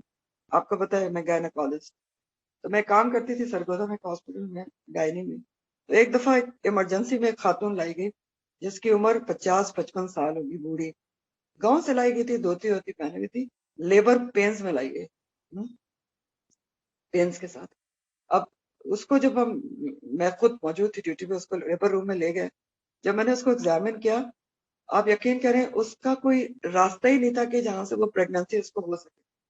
جو بچے دانی کا منہ ہوتا ہے جس کو سروکس کہتے ہیں، وہ کوئی نام و نشان اس کا نہیں، اور شی واز پریگننٹ، اور اس کو ڈیلیوری ہونے والی۔ اب اس وقت پہلے تو ہماری عقل ہی گھوم گئی، لیکن ابھی ٹائم نہیں تھا، بہرحال اس کا سیزیرین کر کے بچہ پیدا کر لیا گیا۔ اس کے بعد سارے ڈاکٹرز جمع ہوئے اور ڈھونڈا گیا وہ عدسہ لے کے، جو ہوتا ہے نا لینس لے کے، کہ کیسے یہ پریگننٹ کیسے ہوئی۔ تو پتا چلا کہ اس کے جو سروکس بچانے کا منہ ہوتا ہے، پن پوائنٹ وہاں پر ایک ہول تھا، پن پوائنٹ، جس سے کبھی اسپرم گیا اور پریگننٹ ہے۔ اس سے جب اسٹوری پوچھی وہ اور انٹرسٹ، اس نے بتایا کہ میرے اولاد نہیں ہوتی تھی تو میرے شوہر نے مجھے دھمکیاں دینا شروع کی میں دوسری شادی کر لوں۔ تو میں نے اپنے جیٹ کا لڑکا گود لے لیا، تو اس کو میں نے پالا۔ اور ابھی کیا ہوا کہ 1-2 سال پہلے وہ لڑکا ابھی 14-15 سال کا ہو گیا، اور میں اس سے اتنی محبت کرتی ہوں۔ میری جٹھانی ہے، چھوٹی سی بات پہ لڑائی کر کے اس بچے کو واپس لے لیا، کہتی ہے میں رو رو کے پاگل ہو گئی، میں ساری رات روتی تھی اور اللہ سے دعا کرتی تھی۔ اور دیکھیں اللہ تعالیٰ نے اس کو کیسے طریقے سے بلا اسباب کے، یہ میری آنکھوں دیکھا حال ہے، اور اسی کے اوپر مجھے یاد آیا۔ تو بہرحال بات یہ ہے کہ کذالک اللہ یفعل ما یشاء، جس طرح اللہ تعالیٰ چاہتا ہے وہ کر سکتا ہے، کیونکہ اس کو تو صرف کن کہنے کی دیر ہوتی ہے۔ تو پھر جب زکریا علیہ السلام کو تسلی بھی دے دی گئی تو انہوں نے کہا، قالا کہا ربی اے میرے رب، اجعل لی، بنا میرے لیے آیا کوئی نشانی بنا دے میرے۔ قالا، فرمایا، آیاتو کا، نشانی تیری یہ ہوگی، اللہ تکلم الناس، کہ نہیں تو کلام کرے گا لوگوں سے، ثلاثۃ ایام، 3 دن، الا رمزا، مگر اشارے۔ زکریا علیہ السلام کا اگلا سوال یہ تھا کہ جب یہ غیر معمولی واقعہ پیش آنے والا ہوگا تو اس کی نشانی کیا ہوگی؟ یعنی اپنی تسلی چاہتے تھے کہ مجھے کیسے پتا چلے گا کہ میری بیوی کو حمل ہو گیا ہے اور میری دعا قبول ہو گئی ہے۔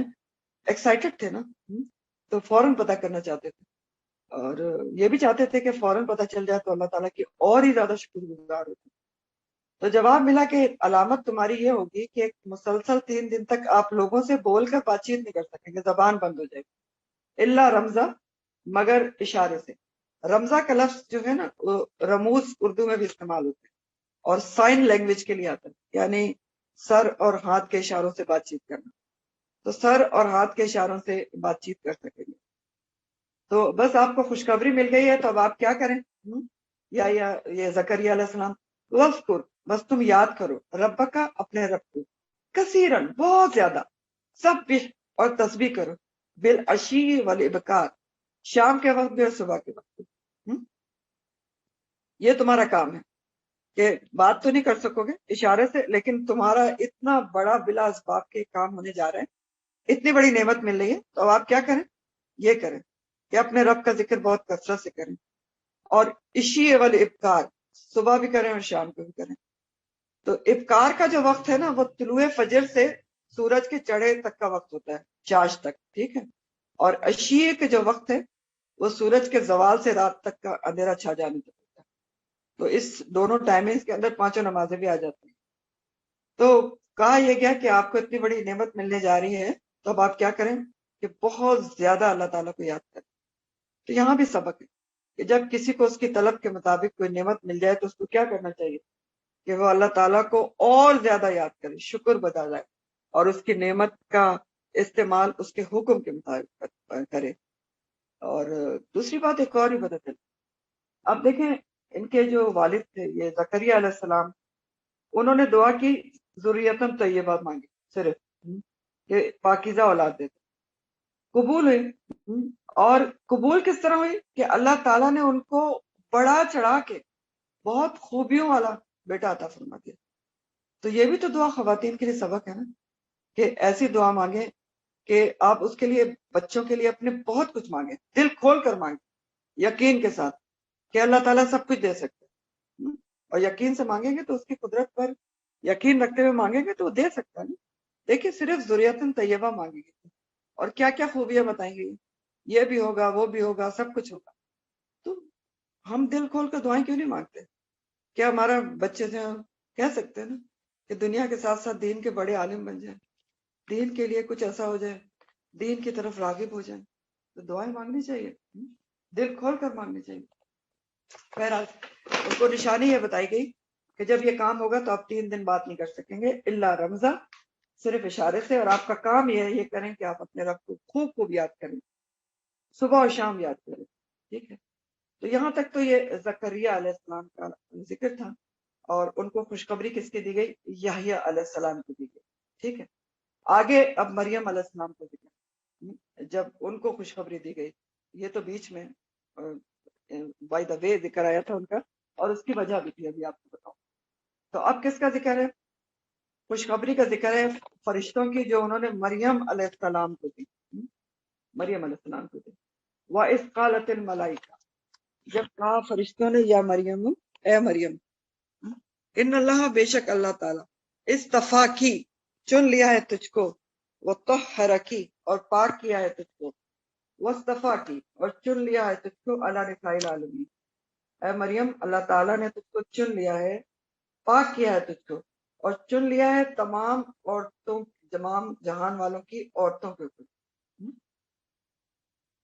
تو اب یہ یہاں پر ہمیں جو الفاظ استعمال ہوئے ہیں اس آیت سے مریم علیہ السلام کی شرف اور ان کی فضیلت کو بھی معلوم ہوتا ہے کہ اللہ تعالیٰ نے ان کو چنا ان کی طہارت نفس کی وجہ سے، اخلاص کی وجہ سے، پاکیزگی کی وجہ سے، اور ان کی ماں کی دعا کی وجہ سے ڈیفینیٹلی۔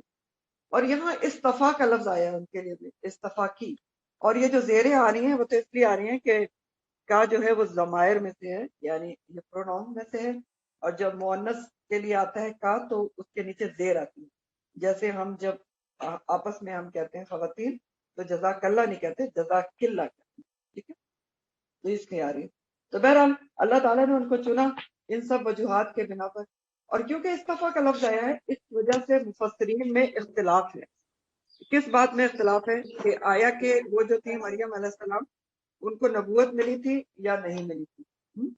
تو کچھ مفسرین کہتے ہیں کیونکہ ان کے لیے استفا کا لفظ آیا ہے اور فرشتوں نے کلام کیا اس لیے ان کو نبوت ملی تھی، لیکن قرآن اور سنت سے عورت کو نبوت ملنے کی کوئی دلیل نہیں ملتی، بلکہ قرآن میں 2 جگہ اللہ تعالیٰ نے فرمایا نبی کریم صلی اللہ علیہ وسلم سے کہ آپ سے پہلے کوئی بھی ہم نے نبی جو بھیجا ہے وہ مردوں میں سے بھیجا ہے۔ یہ سورہ الانبیاء آیت نمبر 7 اور سورہ النحل آیت نمبر 43 ہے، وما ارسلنا من قبل کا الا رجالا نوحی الیہ، ٹھیک ہے، تو اس طرح سے ہے۔ لیکن بہرحال ملائکہ نے اس سے گفتگو کی تو یہ ایک خاص قسم کی وحی ہوتی ہے جس کا تعلق صرف مخاطب سے ہوتا ہے، فرشتوں کا خطاب، اور ایسی وحی کو دوسروں تک پہنچانا ضروری نہیں ہوتا۔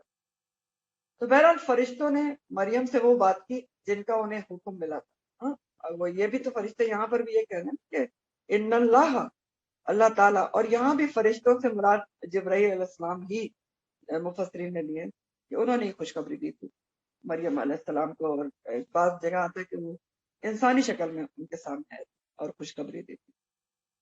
تو اب یہ پہلی خوشخبری ہے، ابھی بیٹے کا نہیں بتایا جا رہا، ابھی کیا بتایا جا رہا ہے کہ ان اللہ، بے شک اللہ تعالیٰ نے آپ کو چن لیا ہے، آپ کو پاک کیا ہے، اور تمام عالم والوں کی عورتوں پر آپ کو چن لیا ہے، چنا گیا ہے۔ تو مریم علیہ السلام کو چنا گیا تھا تمام ان کے وقت میں تمام جہان والوں کی عورتوں، کس وجہ سے چنا گیا تھا؟ استفاق کی کس وجہ سے کیا گیا تھا؟ ان کی عبادت ان کے زہد کی وجہ سے، ان کے طہارت نفس کی وجہ سے، ان کی ماں کی دعا کی وجہ سے۔ اور طہرکی کے کیا مطلب ہے کہ پاک کیا ہے تجھے، وہ پاک تھی، ہر لحاظ سے پاک تھی، جسمانی، روحانی، اخلاقی لحاظ سے پاک تھی۔ اور بعض جگہ آتا ہے کہ حیض و نفاس سے بھی پاک تھی۔ یہ سب تو جو کچھ بھی ہوا حمل وغیرہ، یہ تو اللہ کی ٹوٹل قدرت تھی، لیکن اس کا کوئی ثبوت نہیں ملتا، لیکن اس لیے یہ قیاس کیا جاتا ہے کہ ہیکل میں رہتے تھے۔ دوسرے اخلاق رذیلہ سے پاک تھی، یعنی برے اخلاقیات خدا نہ کرے کچھ بھی نہیں تھی۔ نفس ان کا پاک تھی، باطنی طور پر نجاستوں سے پاک صاف ستھری، دل اور نیت پاک تھی ان کی ہر لحاظ سے، ٹھیک ہے۔ تو اور پھر یہ کہ آپ دیکھیں کہ شیطانی وسوسوں سے بھی پاک تھی، کیونکہ ان کی ماں کی دعا تھی کہ شیطان سے پاک رہیں۔ تو اللہ تعالیٰ نے ان کو چن لیا تھا، اور چننے کا ثبوت کیا تھا؟ ان کے پاس بے موسم کے پھل بھی تھے۔ قرآن میں کہا جا رہا ہے کہ ان کو چن لیا گیا، فرشتوں نے ان سے کلام کیا، اور اس طرح بھی چنی ہوئی تھی کہ جب دیکھیں جب عیسیٰ علیہ السلام پیدا ہوئے تھے، وہ لے کر اپنی قوم کے پاس آئی تھی تو ان پر تہمت لگائی گئی تھی، تو اللہ تعالیٰ نے گود کے بچے کو بلوا کر ان کی برات نازل کی تھی۔ تو ان تمام باتوں سے پتہ چلتا ہے کہ وہ چنی ہوئی تھی، خاتون تھی، ان سے وہ کام لیا گیا جو دنیا کی کوئی عورت نہیں کر سکتی۔ بے باپ کے بچہ اللہ کی قدرت سے پیدا کیا گیا، اور اس کے علاوہ اور بھی خواتین تھی جو چنی گئی احادیث کے مطابق۔ جیسے بخاری کی حدیث کا مفہوم ہے، نبی کریم صلی اللہ علیہ وسلم نے فرمایا اس امت کی عورتوں میں سے سب سے بہتر مریم بنت عمران ہے، اور اس امت کی عورتوں میں سے سب سے بہتر حضرت خدیجہ بنت خویلد ہے، ٹھیک ہے۔ ایک اور بخاری کی حدیث کا مفہوم ہے مردوں میں سے تو کامل بہت سے ہوئے ہیں، لیکن عورتوں میں سے کامل آسیہ زوجہ بنت فرعون اور مریم بنت عمران کامل ہوئی، اور عورتوں پر عائشہ رضی اللہ تعالیٰ عنہ کی فضیلت اس طرح ہے جس طرح سرید کو باقی کھانوں پر فضیلت حاصل ہے۔ سرید کہتے ہیں ایک عرب میں سالن بنایا جاتا تھا روٹی بھگو کے، جو بہت اعلیٰ غذا سمجھی جاتی تھی۔ اور ایک اور حدیث میں آتا ہے کہ جس میں جنت کی سردار بتایا گیا ہے حضرت فاطمہ رضی اللہ تعالیٰ۔ تو حدیث سے ہمیں کیا پتہ چلتا ہے کہ یہ 5 عورتیں ہیں جن کی فضیلت تمام عورتوں پر حدیث سے ثابت ہے۔ کون کون؟ حضرت مریم بنت عمران، حضرت خدیجہ زوجہ محترمہ نبی کریم صلی اللہ علیہ وسلم، حضرت عائشہ رضی اللہ تعالیٰ عنہ، حضرت فاطمہ آپ کی بیٹی، حضرت آسیہ زوجہ فرعون۔ تو اور آپ دیکھیں تو ان سب نے الگ الگ طریقے سے اللہ کی راہ میں قربانی دی تھی اور کام کیا، الگ الگ طریقے سے۔ حضرت آسیہ فرعون کی جیسے جابر ظالم کافر کی بیوی تھی، ان کے ساتھ اس کے ساتھ رہتی تھی، اور اتنے جابر انسان کی بیوی ہوتے ہوئے بھی انہوں نے کیا کیا؟ ایمان لے آئی، موسیٰ علیہ السلام کی پرورش بھی کی، اور دنیا کی بادشاہ کی بیوی ہونے کے باوجود سب چھوڑ چھاڑ کر جنت میں گھر کی دعا مانگتی، رب ابن لی عندک بیتا فی الجنہ۔ حضرت خدیجہ کیا تھی؟ امیر کبیر خاتون تھی، بہت ہی بزنس وومن تھی، اور جب نبی کریم صلی اللہ علیہ وسلم سے شادی ہوئی تو اپنا سارا مال انہوں نے دین کے لیے، دین کی خدمت میں لٹا دیا، اور ان کا کردار اس وقت بھی بہت اہم ہے حضرت خدیجہ کا، جب پہلی وحی کا نزول ہوا تھا، اور نبی کریم صلی اللہ علیہ وسلم کو انہوں نے کس طریقے سے سنبھالا اور کیسے تسلی دی۔ پھر اسی طرح حضرت عائشہ نے علم کے ذریعے بہت زیادہ خدمت کی ہے، سب سے زیادہ حدیث ان سے مروی ہیں، فقیہ تھی، کتنے سال صحابہ کرام ان سے فقہ کے مسائل پوچھتے تھے۔ اور حضرت فاطمہ رضی اللہ تعالیٰ عنہ، انہوں نے بچوں کی پرورش ایسی کی کہ دین کے لیے پورا کا پورا خاندان ان کا قربان۔ اور حضرت مریم کے بارے میں تو ہم پڑھی تھے۔ تو ہمارے سیکھنے کی بات یہاں پر یہ ہے کہ ہم سب بھی کسی نہ کسی طریقے سے، کسی نہ کسی آسپیکٹ سے دین کے لیے بہت کچھ کر سکتے ہیں اگر کرنا چاہیں، اور ہر رشتے میں رہتے ہوئے زندگی کے مختلف حصوں میں، زندگی کے ہر دور میں کچھ نہ کچھ کیا جا سکتا ہے اگر نیت ثابت ہو۔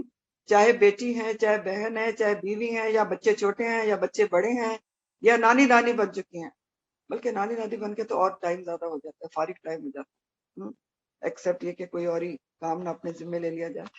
تو بہت کچھ کر سکتے ہیں زندگی کے ہر دور میں۔ اور یہ جو فراغت ہے نا، فراغت کا تعلق بھی ہماری نیت اور ہمارے ایمز اور گول سے ہی ہوتا ہے۔ جیسی نیت اور ایمز اور گولز ہوں گے نا، اتنی فراغت بھی مل جاتی ہے۔ تو بہرحال مریم علیہ السلام کو ابھی فرشتے کیا خوشخبری دے رہے ہیں؟ پہلا حصہ ہے خوشخبری کا کہ آپ کو چن لیا گیا ہے اور پاک کیا گیا ہے اور چن لیا گیا ہے اللہ نسائل عالمین.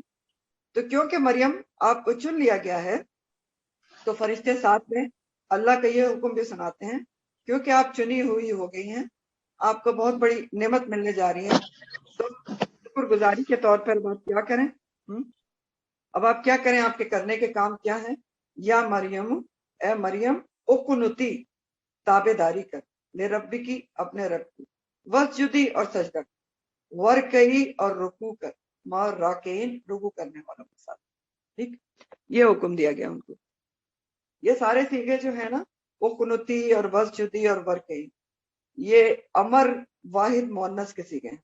امر ہے، حکم ہے، واحد مؤنث کے سیغے. اس کی میکنگ اسی طرح سے آتی ہے. تو کیا کیا حکم دیا گیا ان کو کہ یا مریم اقنتی، قنوت سے ہے، تابیداری کر اپنے رب کی. کیسے؟ قنوت کے ساتھ، دوام کے ساتھ، انکساری کے ساتھ، ہمیشگی کے ساتھ. وقتی نہ کر، ہمیشگی اور دوام کے ساتھ. تو اس سے کیا پتا چل رہا ہے کہ انسان کو جتنی نعمتیں ملتی جائیں اللہ کی طرف اتنی ہی زیادہ عاجزی، انکساری، اتنی زیادہ عبادت اور اتنی زیادہ استقامت آنی چاہیے. اور یہ جہاں تک جھکنے کا اور انکساری کا تعلق ہے نا، تو ایک عام سی مثال ہے نا جو آپ دیکھتے ہیں کہ درخت پر جتنے پھل لگے ہوں اتنی شاخیں اس کی جھکی ہوئی ہوتی، اکڑی ہوئی تو صرف وہ شاخ ہوتی جس کو کچھ بھی نہیں لگا. تو اقنتی اور وسجدی، اور سجدہ کرو. یعنی نعمت کی شکر گزاری کے طور پر سجدہ شکر گزار لو. نعمتیں ملنے پر سب سے افضل کام کیا ہوتا ہے؟ سجدہ شکر ہوتا ہے. اور پھر وسجدی جو ہے نا، مانوی طور پر بھی حکم ہے کہ جھک جاؤ اپنے رب کے آگے، اور جھک جاؤ، بہت زیادہ رب کے آگے جھک کے عبادت کرو. اور ورکعی مع الراکعین، اور رکوع کرو رکوع کرنے والوں کے ساتھ. یعنی مریم علیہ السلام کو یہ حکم دیا جا رہا ہے کہ صحیح اوقات میں نماز کی پابندی کریں. ورکعوا مع الراکعین، ورکعی مع الراکعین، یعنی جس وقت میں نماز پڑھتے ہیں نماز پڑھنے والے، صحیح اوقات میں پابندی کے ساتھ نماز پڑھیں. لیکن یہاں سے انڈائریکٹلی ایک اور بات ورکعی مع الراکعین، وہ کیا بات ہے کہ خواتین بھی مسجد جا کر باجماعت نماز میں شامل ہو سکتی ہیں. اور ایسا ہمیں بات دوسری حدیث سے بھی پتہ چلتا ہے. جیسے بخاری کی حدیث ہے کہ اللہ کی بندیوں کو اللہ کی مساجد میں جانے سے نہ روکو. ٹھیک، تو کیا ہے؟ جا سکتی ہیں، مسٹ نہیں ہے. یہ یاد رکھیں کہ خواتین کے لیے باجماعت نماز واجب نہیں ہے، بلکہ حدیث میں یہ آتا ہے کہ خواتین کے لیے بہتر یہ ہے کہ وہ اپنے گھر کے کمرے میں نماز پڑھنے تو زیادہ بہتر ہے. لیکن اللہ کی بندیوں کو مساجد میں جانے سے نہ روکو، یہ بھی کہا گیا. تو مسجد خواتین جا سکتی ہیں، لیکن باجماعت نماز میں شریک ہو سکتی ہیں، یقینی طور پہ ہو سکتی ہیں. لیکن عورتوں کو دو چیزوں کا بہت زیادہ خیال رکھنا چاہیے. ایک تو پردے کا اہتمام، اگر مسجد میں جائیں پراپر پردے کے ساتھ. یہ نہ ہو کہ آپ ثواب کی خاطر جا رہی ہیں، جیسے کہ تراویح کا بھی موقع آ رہا ہے، اور خدا نہ کرے گناہ کما کے ساتھ میں. اور دوسری امپورٹنٹ ترین بات، کسی قسم کی خوشبو لگا کر مسجد جانا منع ہے. بلکہ مسجد کیا، کہیں بھی ایسی جگہ جہاں آپ کی خوشبو غیر محرم کے ناک میں چلے جائے، وہ بہت گناہ کا کام ہے. یہ حدیث کا مفہوم ہے، ابو داؤد نسائی میں ہے. حضرت ابو ہریرہ سے روایت ہے، کہتے ہیں میں نے اپنے حبیب ابو القاسم سے سنا ہے، یعنی نبی کریم صلی اللہ علیہ وسلم سے سنا ہے کہ جو عورت مسجد کے لیے خوشبو لگا کر نکلے اس کی نماز قبول نہیں ہوتی یہاں تک کہ وہ واپس لوٹ جائے اور غسل کر کے نماز پڑھے. غسل کب کیا جاتا ہے؟ سوچتے ہیں ناپاکی سے غسل کیا جاتا ہے. تو یہ دو امپورٹنٹ باتیں ہیں یہاں پر. بہرحال یہاں پر چنی ہوئی خاتون کی جو خوبیاں بتائی گئی ہیں مریم علیہ السلام کی، اور ان کو کچھ جو کرنے کے کام بتائے گئے ہیں، اس کے حساب سے ہمارے لیے بھی بہت سے کام اور اسباق نکلتے ہیں. اور ہم سے، ہمارے سے مطلب میرا کیا ہے کہ ہمارے لیے بھی یہاں پر اسباق ہیں. ہم سے مطلب ہے قرآن سے جڑے ہوئے لوگ. ٹھیک ہے، ان کو بھی یہاں سے کچھ کام بتائے جا رہے ہیں جو انہوں نے کرنا ہے جب ان کو چن لیا جاتا ہے. دیکھیں جو قرآن سے جڑ جاتے ہیں وہ چنا جاتا ہے. میں نے آپ کو پہلے لیکچر میں بتایا تھا کہ جو قرآن سے جڑ گیا اور استقامت سے جڑ گیا وہ one of the chosen people ہے. ٹھیک ہے، تو جو لوگ قرآن سے جڑ جاتے ہیں ان کے بھی کرنے کے کچھ کام ہیں. جیسے استفا کی ان کو کر لیا گیا، آپ کو کر لیا گیا، مجھے کر لیا گیا، الحمدللہ کسی کو بھی اللہ تعالیٰ نے چن کر قرآن سے جوڑ دیا. تو اب ہمارے کرنے کا کام کیا ہے؟ طہر کی، پاک کرنا اپنے آپ کو، پاک کرنے کا اہتمام کرنا ہر طریقے سے. جسم کی پاکی، نظر کی پاکی، زبان کی پاکی. زبان، قرآن پڑھنے پڑھانے والے کی زبان پر کوئی ایسا لفظ آ ہی نہیں سکتا کہ جو دوسرے کو سننے میں برا لگے. اور ایسا ہوتا ہے، آپ یقین کریں. میں بھی اپنے بچوں سے کہتی ہوں میں آپ کو کچھ نہیں کہہ سکتی، جا کے میں قرآن پڑھاتی ہوں، میری زبان سے قرآن رواں ہوتا ہے. تو یہ بہت اہم بات ہے جو میں آپ سے کہتی ہوں کہ آپ چنے ہوئے لوگ ہو چکے ہیں. اب آپ کو بھی طہارکی کا خیال رکھنا ہے. اپنا جسم، اپنی نظر، اپنی زبان، اپنا لباس، ہر چیز صاف ستھری پاک اللہ کے حکم کے مطابق. اور باطنی طور پر بھی دل اور نیت صاف رکھنی ہے، دل کی صفائی کرنی ہے. اور رمضان آنے سے پہلے تو ضرور کر لینا چاہیے، کیونکہ صاف کوڑا کباڑا بھرے ہوئے دل کے ساتھ عبادت کرنے کا کیا فائدہ؟ خرافات بھرے ہوئے دل کو خالی کریں اور صفائی کریں اس کی، جیسے ہر چیز کی صفائی کی جاتی ہے رمضان سے پہلے. اور پھر وہاں پر اچھی چیزیں ڈالیں. تزکیہ نفس یہی ہوتا ہے، برائیاں نکالنا، جگہ بنانی، اور اس کی جگہ اچھی چیزوں کو ڈالنا اور ان کی نشو نما کرنا. یہ ہوتا ہے تزکیہ نفس. ٹھیک ہے، تو یہ طاہرہ کی کرنے کے کام ہے ہمارے، کہ ہم نے اپنے آپ کو پاک کرنا ہے، ہر طریقے سے پاک کرنا ہے. پھر ہے اور اب یہ جو میں آپ سے بات کر رہی ہوں کہ ہمارے لیے اس میں بہت امپورٹنٹ بات ہے، کیونکہ آپ چن لیے گئے ہیں الحمدللہ. ظاہری اور باطنی صفائی کرنا ضروری کیوں؟ ضروری اس لیے ہے قرآن سے جڑے ہوئے لوگوں کو، کیونکہ دیکھیں جو لوگ قرآن سے جڑ جاتے ہیں، قرآن سیکھتے سکھاتے ہیں، وہ لوگوں کے لیے ایک دین کے نمائندے بن جاتے ہیں، قرآن کے نمائندے، قرآن کے سفیر بن جاتے ہیں. یہ بات میں آپ سے بار بار کرتی ہوں کیونکہ یہ بہت اہم ترین بات. لوگ آپ کو دیکھ کر قرآن کی طرف آئیں گے، دین کی طرف راغب ہوں گے. اور اگر ہماری کسی بری عادت کی وجہ، کسی برے جملے کی وجہ سے، کسی برے بیہیویئر کی وجہ سے، کسی بری حرکت کی وجہ سے، کسی غلط لباس کی وجہ سے کوئی قرآن سے دور ہو گیا تو گناہگار کون ہوگا؟ ہم ہی ہوں گے. تو قرآن سے جڑنے کے بعد اپنے اخلاق، کردار، لباس، گفتگو، ہر چیز کا خیال رکھنا بہت ضروری ہے، کہ دیکھنے والا آپ کو یہ سوچنے پر مجبور ہو جائے کہ قرآن میں کوئی بات تو ہے کہ یہ ایسی تبدیل ہوگی.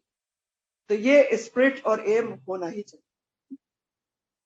پھر اگلا حکم دیا گیا اقنتی، دوام کے ساتھ اطاعت، فرما برداری کا حکم. تو ہمارے سامنے بھی تو اللہ تعالیٰ کے احکامات آ رہے ہیں نا، تو جیسے جیسے اللہ تعالیٰ کے احکامات ہیں سن کے آگے نہیں بڑھ جانا. صرف پڑھ لیا جی فلاں کو میں بتا بھی دیا کسی کو نہیں. ہمارے کرنے کا کام کیا ہے؟ اقنتی ہے، پڑھ کے دوام کے ساتھ اس پر عمل کرنا. اور دیکھیں علم ہوتا ہی وہ ہے جو عمل میں آ جائے، امپلیمنٹ ہو جائے، ورنہ علم ہی نہیں ہے. اور وسجدی میں کیا ہے؟ سب سے پہلے قرآن سے جڑنے پر سجدہ شکر بجا لیں، اور روز ہی سجدہ شکر بجا لیں، کیونکہ یہ نعمت قرآن جس کو ملتی ہے، قرآن میں خود اللہ تعالیٰ فرماتے ہیں کہ اس کو تو پھر جشن منانا چاہیے، خوشیاں مناؤ اگر تمہیں یہ دولت مل گئی ہے. اور پھر نعمت قرآن کی شکر گزاری، کہ اس کو اچھے طریقے سے پڑھنا، اس کو اہمیت دینا، ٹاپ پرائرٹی پہ لانا، جو کہ بہت ہی مشکل سے ہو پاتا ہے. کنسسٹینسی ایک بہت پتہ نہیں کیوں لوگوں کے لیے مشکل ہوتی ہے، سبھی کے لیے مشکل ہوتی ہے. جیسے کہ میں دیکھ بھی رہی ہوں نا، الحمدللہ ماشاءاللہ ہمارے فورم پہ اتنے لوگ موجود ہیں، 250 لوگ ہیں، اور ابھی کلاس میں کتنے ہیں. تو جو موجود ہیں وہ خوش قسمت ہیں، اقنوتی کے پر وسجدی کے پر عمل کر رہے ہیں. پہلا اور ورکئی مار راکعین، اس میں ہمارے لیے کیا سبق ہے؟ جھکنے والوں کے ساتھ جھکنا، دین کا کام کرنے والوں کے ساتھ مل کر اجتماعی طور پر بھی دین کا کام کرنا، دین کے نشر و اشاعت کی کوششیں کرنا چاہیے. پھر اللہ تعالیٰ فرماتے ہیں ذالک من انباء الغیب، یہ جو خبریں آپ کو ہم سنا رہے ہیں یہ اللہ تعالیٰ کا کلام ہے، کہ یہ سارا قصہ جو سنایا جا رہا ہے نبی کریم صلی اللہ علیہ وسلم آپ کو قرآن میں آ رہا ہے، نبی کریم کو سنا رہے ہیں نا اللہ تعالیٰ صلی اللہ علیہ وسلم، مریم علیہ السلام کا. یہ من انباء الغیب، غیب کی چیزوں میں سے. انباء جو ہے نبا کی جمع، اہم خبر. نوحی، ہم وحی کرتے ہیں اس کو الیک آپ کی طرف، یعنی یہ ساری باتوں کا سورس کیا ہے؟ اللہ تعالیٰ کی وحی ہے، بذریعہ وحی آپ کو یہ سارا کام بتایا جا رہا ہے. اور وحی جو ہوتی ہے اس کے لفظی معنی ہوتے ہیں خفیہ اور تیز اشارہ. اور شرعی معنی اس کے ہوتے ہیں کہ اللہ تعالیٰ کا خفیہ پیغام فرشتے کے ذریعے انبیاء کو دینا. تو نبی کریم صلی اللہ علیہ وسلم سے خطاب ہے کہ اللہ تعالیٰ فرما رہے ہیں کہ جو غیب کی خبریں ہیں، صدیوں سے پہلے ہونے والے واقعات ہیں، ان کا آپ کے منہ سے جاری ہونا، اتنی تفصیلات سے بتانا، اس کا سورس کیا ہے؟ نوحی الیک، ہم آپ کی طرف وحی کر رہے ہیں. یہ آپ کا معجزہ ہے اور آپ کی نبوت کی واضح دلیل ہے، کیونکہ آپ پڑھے لکھے تو نہیں تھے. تورات انجیل آپ نے پڑھی نہیں تھی، عمر کا آپ امی تھے، عمر کا زیادہ حصہ آپ نے مکہ مکرمہ میں گزارا تھا جہاں کوئی ذی علم تھا ہی نہیں تھا. سب امی تھے کہ کوئی دوسرے سے سن کر آپ کسی کو بتا دیتے. اور اتنی تفصیلات، آپ کا کوئی استاد بھی نہیں تھا.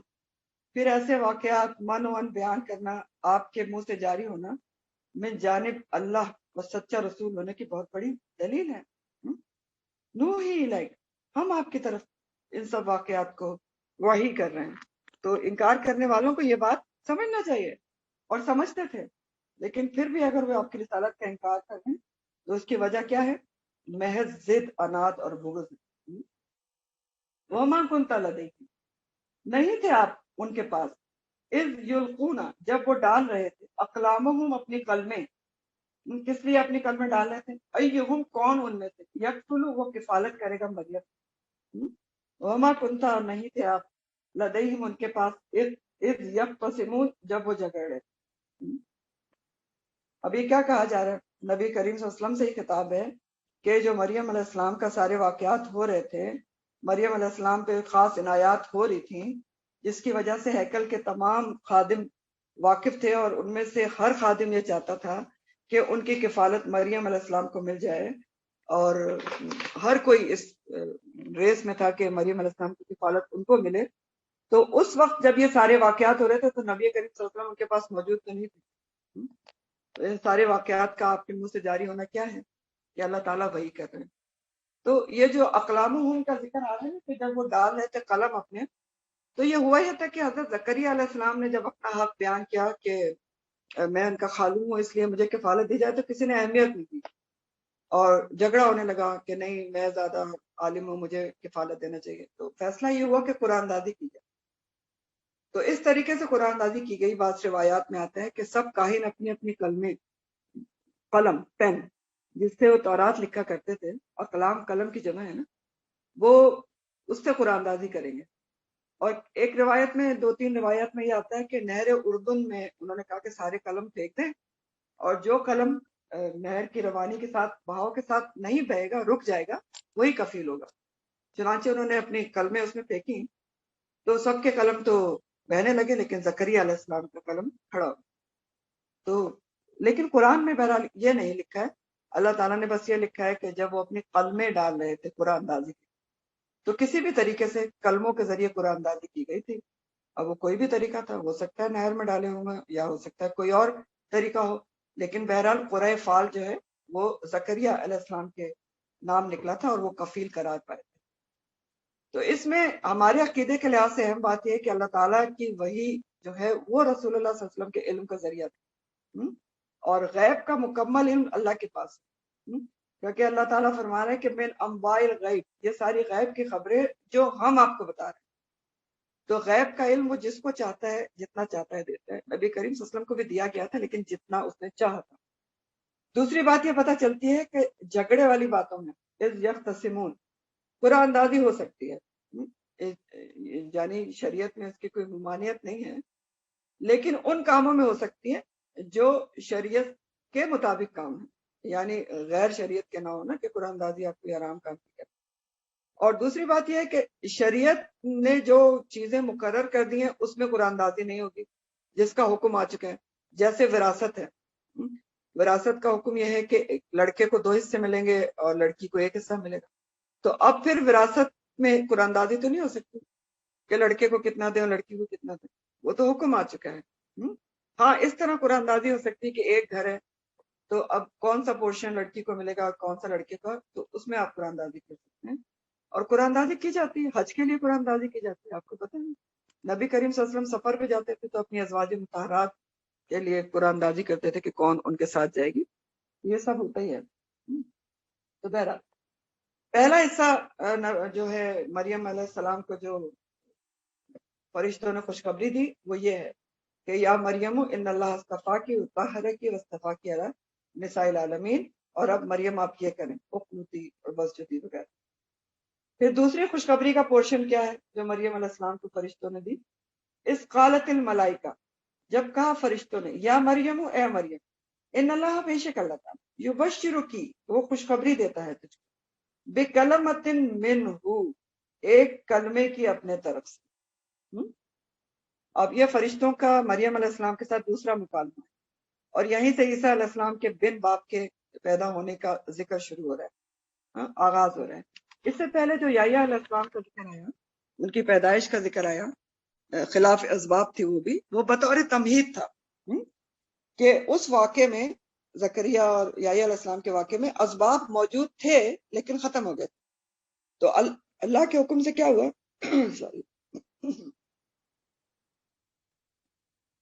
کہ اسباب جو ختم ہو چکے تھے وہ دوبارہ کام کرنے لگے، تو ایک بطور تمہید یہ بات بھی بتائی گئی کہ ایسا بھی ہوتا ہے۔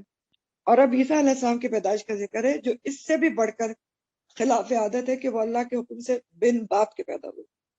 تو عیسیٰ علیہ السلام دراصل بنی اسرائیل کی طرف آخری رسول، ان کے بعد کوئی رسول نہیں آیا بنی اسرائیل میں، آپ کو پتہ ہے۔ اس کے بعد عیسیٰ علیہ السلام کے 600 سال کے بعد تقریباً نبی کریم صلی اللہ علیہ وسلم کی بعثت ہوئی تھی جو بنی اسرائیل میں سے نہیں تھے، تو بنی اسرائیل کی طرف آخری رسول تھے۔ بنی اسرائیل کو اللہ تعالیٰ نے ایک خاص مقصد کے لیے امامت اور فضیلت دی تھی۔ خاص مقصد کیا تھا؟ ان کو کتاب دی گئی تھی، اپنے وقت کی امت مسلمہ تھی، اور امامت اس لیے دی تھی کہ وہ دنیا کے لوگوں کو اللہ کا پیغام پہنچائیں، اللہ کی کتاب سے جوڑیں، لیکن انہوں نے تو بے پرواہی کی اور کیا کہتے ہیں سرکشی کی انتہائی کر دی، اپنے مقصد کو یکسر فراموش کر دی۔ پھر اللہ تعالیٰ نے پے در پے ان کے اوپر انبیاء بھیجے، نہیں مانے، تو اللہ تعالیٰ کیونکہ رحیم اور کریم ہے، اس لیے ایک آخری حجت کے طور پر ان کو موقع دیا گیا تھا، اور ایک زبردست جو نبی معجزانہ طور پہ عیسیٰ علیہ السلام کو ان کی طرف بھیجا گیا، اور بہت خاص معجزات دے کر بھیجا گیا تاکہ بنی اسرائیل شاید اب بھی اپنی اصلاح کر لیں۔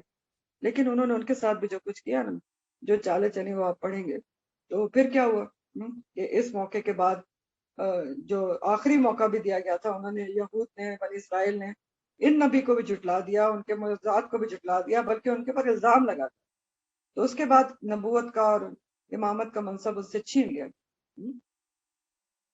اور دوسری طرف نصارہ نے کیا کیا؟ عیسیٰ علیہ السلام کے قوم نے ان کی محبت میں اتنا غلف کیا کہ خدا یا خدا کا بیٹا بنا دیا۔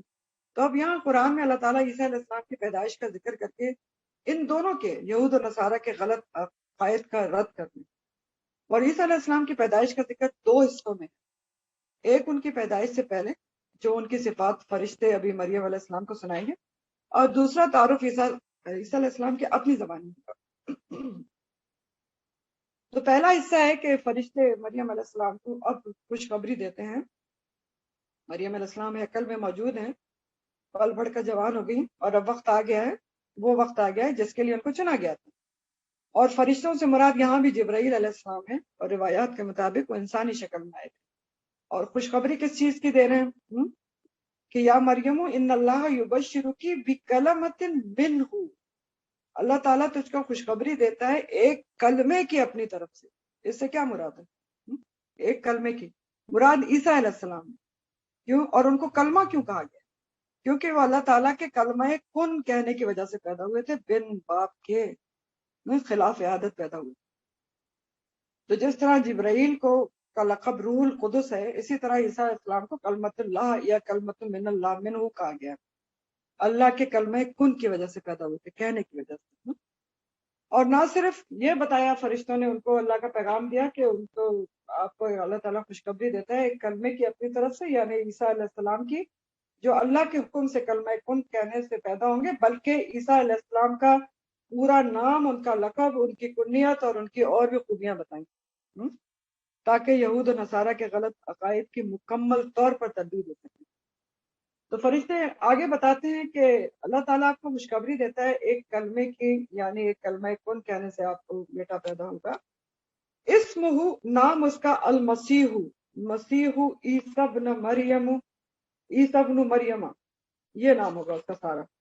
اسمہ المسیح عیسیٰ ابن مریم، پورے کا پورا بتایا تھا کہ نام یہ ہوگا، لقب یہ ہوگا، کنیت یہ ہوگی، سب کچھ بتاتے ہیں اللہ کی طرف سے.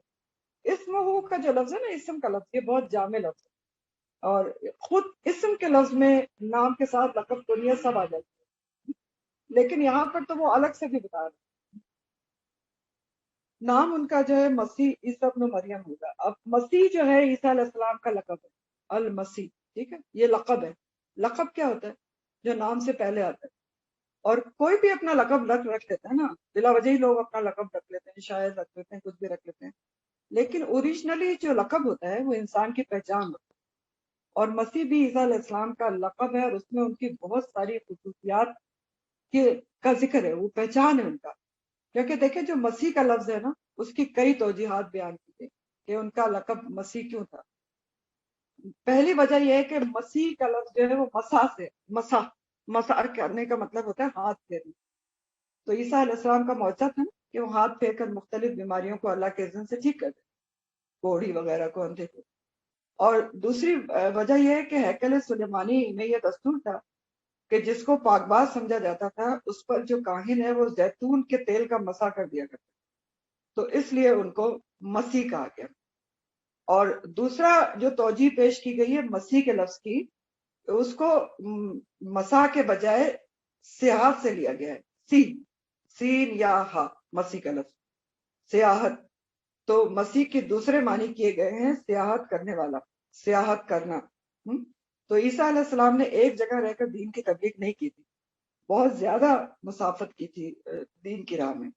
تو یہاں ان کی صفت جو ہے بمانی فائل بھی ہے کہ ماسے تھے وہ، مسا کرنے والے، اور بمانی مفعول بھی ہے، مسو بھی تھے کہ جن کو سیاحت کرائی گئی. ٹھیک ہے. اور جو دجال ہے نا، اس کو بھی مسیح الدجال کہا جاتا ہے. تو اس کو کیوں مسیح الدجال کہا جاتا ہے؟ کیونکہ دیکھیں وہ بھی بہت زیادہ سفر کرے گا دنیا میں، سیاحت کرے گا، اور وہ بھی ہاتھ پھیر کر بہت ساری چیزوں کو آزمائش کے لیے صحیح کر کے دکھائے گا. تو مسیح بہرحال ان کا لقب تھا. عیسیٰ ان کا اصلی نام تھا جو آسا سے ہے، این سین واؤ سے، تو جس کے معنی ہیں عزت والا اور سیاست اور قیادت والا. ٹھیک ہے، قیادت کرنے والا. تو یہ عیسیٰ کے نام کے معنی ہے.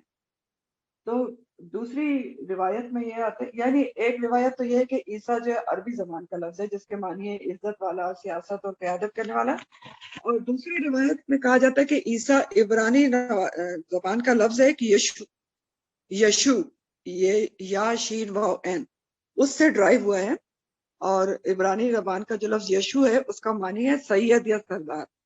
تو عربی میں یہ لفظ آ کر عیسیٰ ہو گیا، اور اس کو یسوع بھی کہتے ہیں، یسوع مسیح کہا جاتا ہے. تو یہ ہو گیا ابن مریم ان کی کنیت ہے، اور صرف کنیت نہیں ہے، عیسیٰ علیہ السلام کا نسب بھی ہے. ابن مریم کہہ کر اللہ تعالیٰ نے یہود نصارہ دونوں کے غلط عقیدے کی تصحیح کر دی کہ عیسیٰ کو ان کی ماں سے منسوب کر دیا.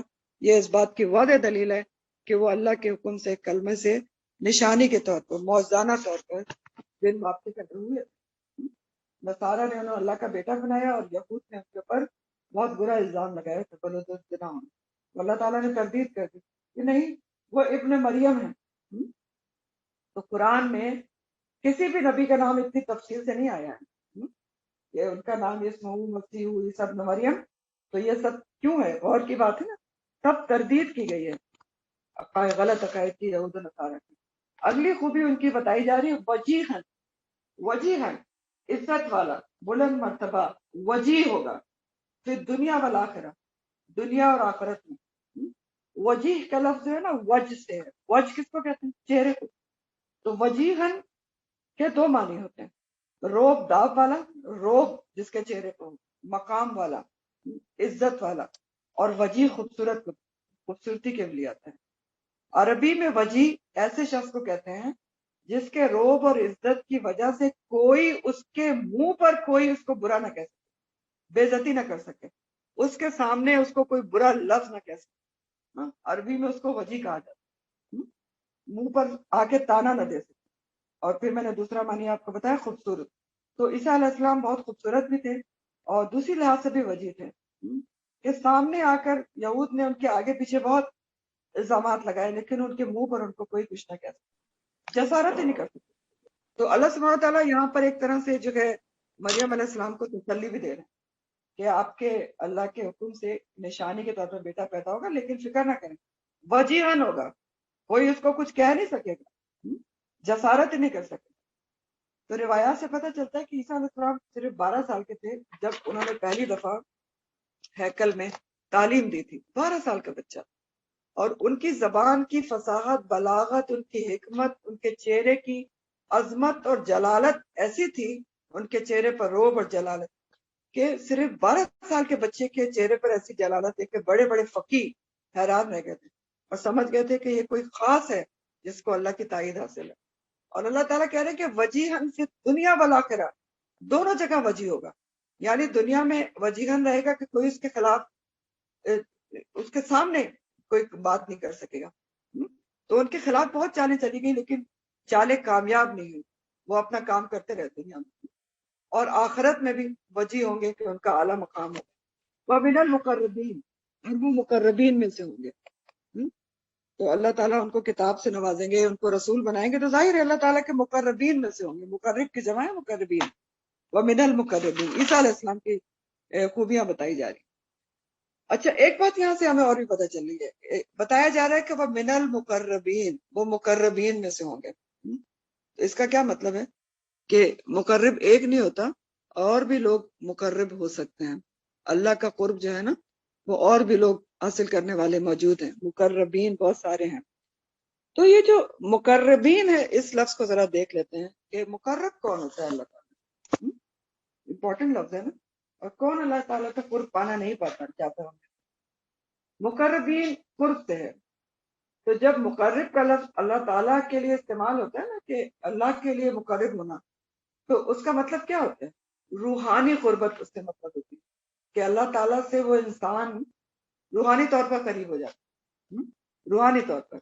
امام راغب کہتے ہیں، امام راغب جو مقربین کی ڈیفینیشن بتاتے ہیں وہ آپ کو بتاتے ہیں، تو کہتے ہیں کہ کسی بندے کے مقرب الہی ہونے کے معنی ہے کہ اس کی روحانی قربت اللہ سے بڑھ جاتی اور اس کی جسمانی اور مادی قوتیں مغلوب ہو جاتی۔ اس کا کیا معنی؟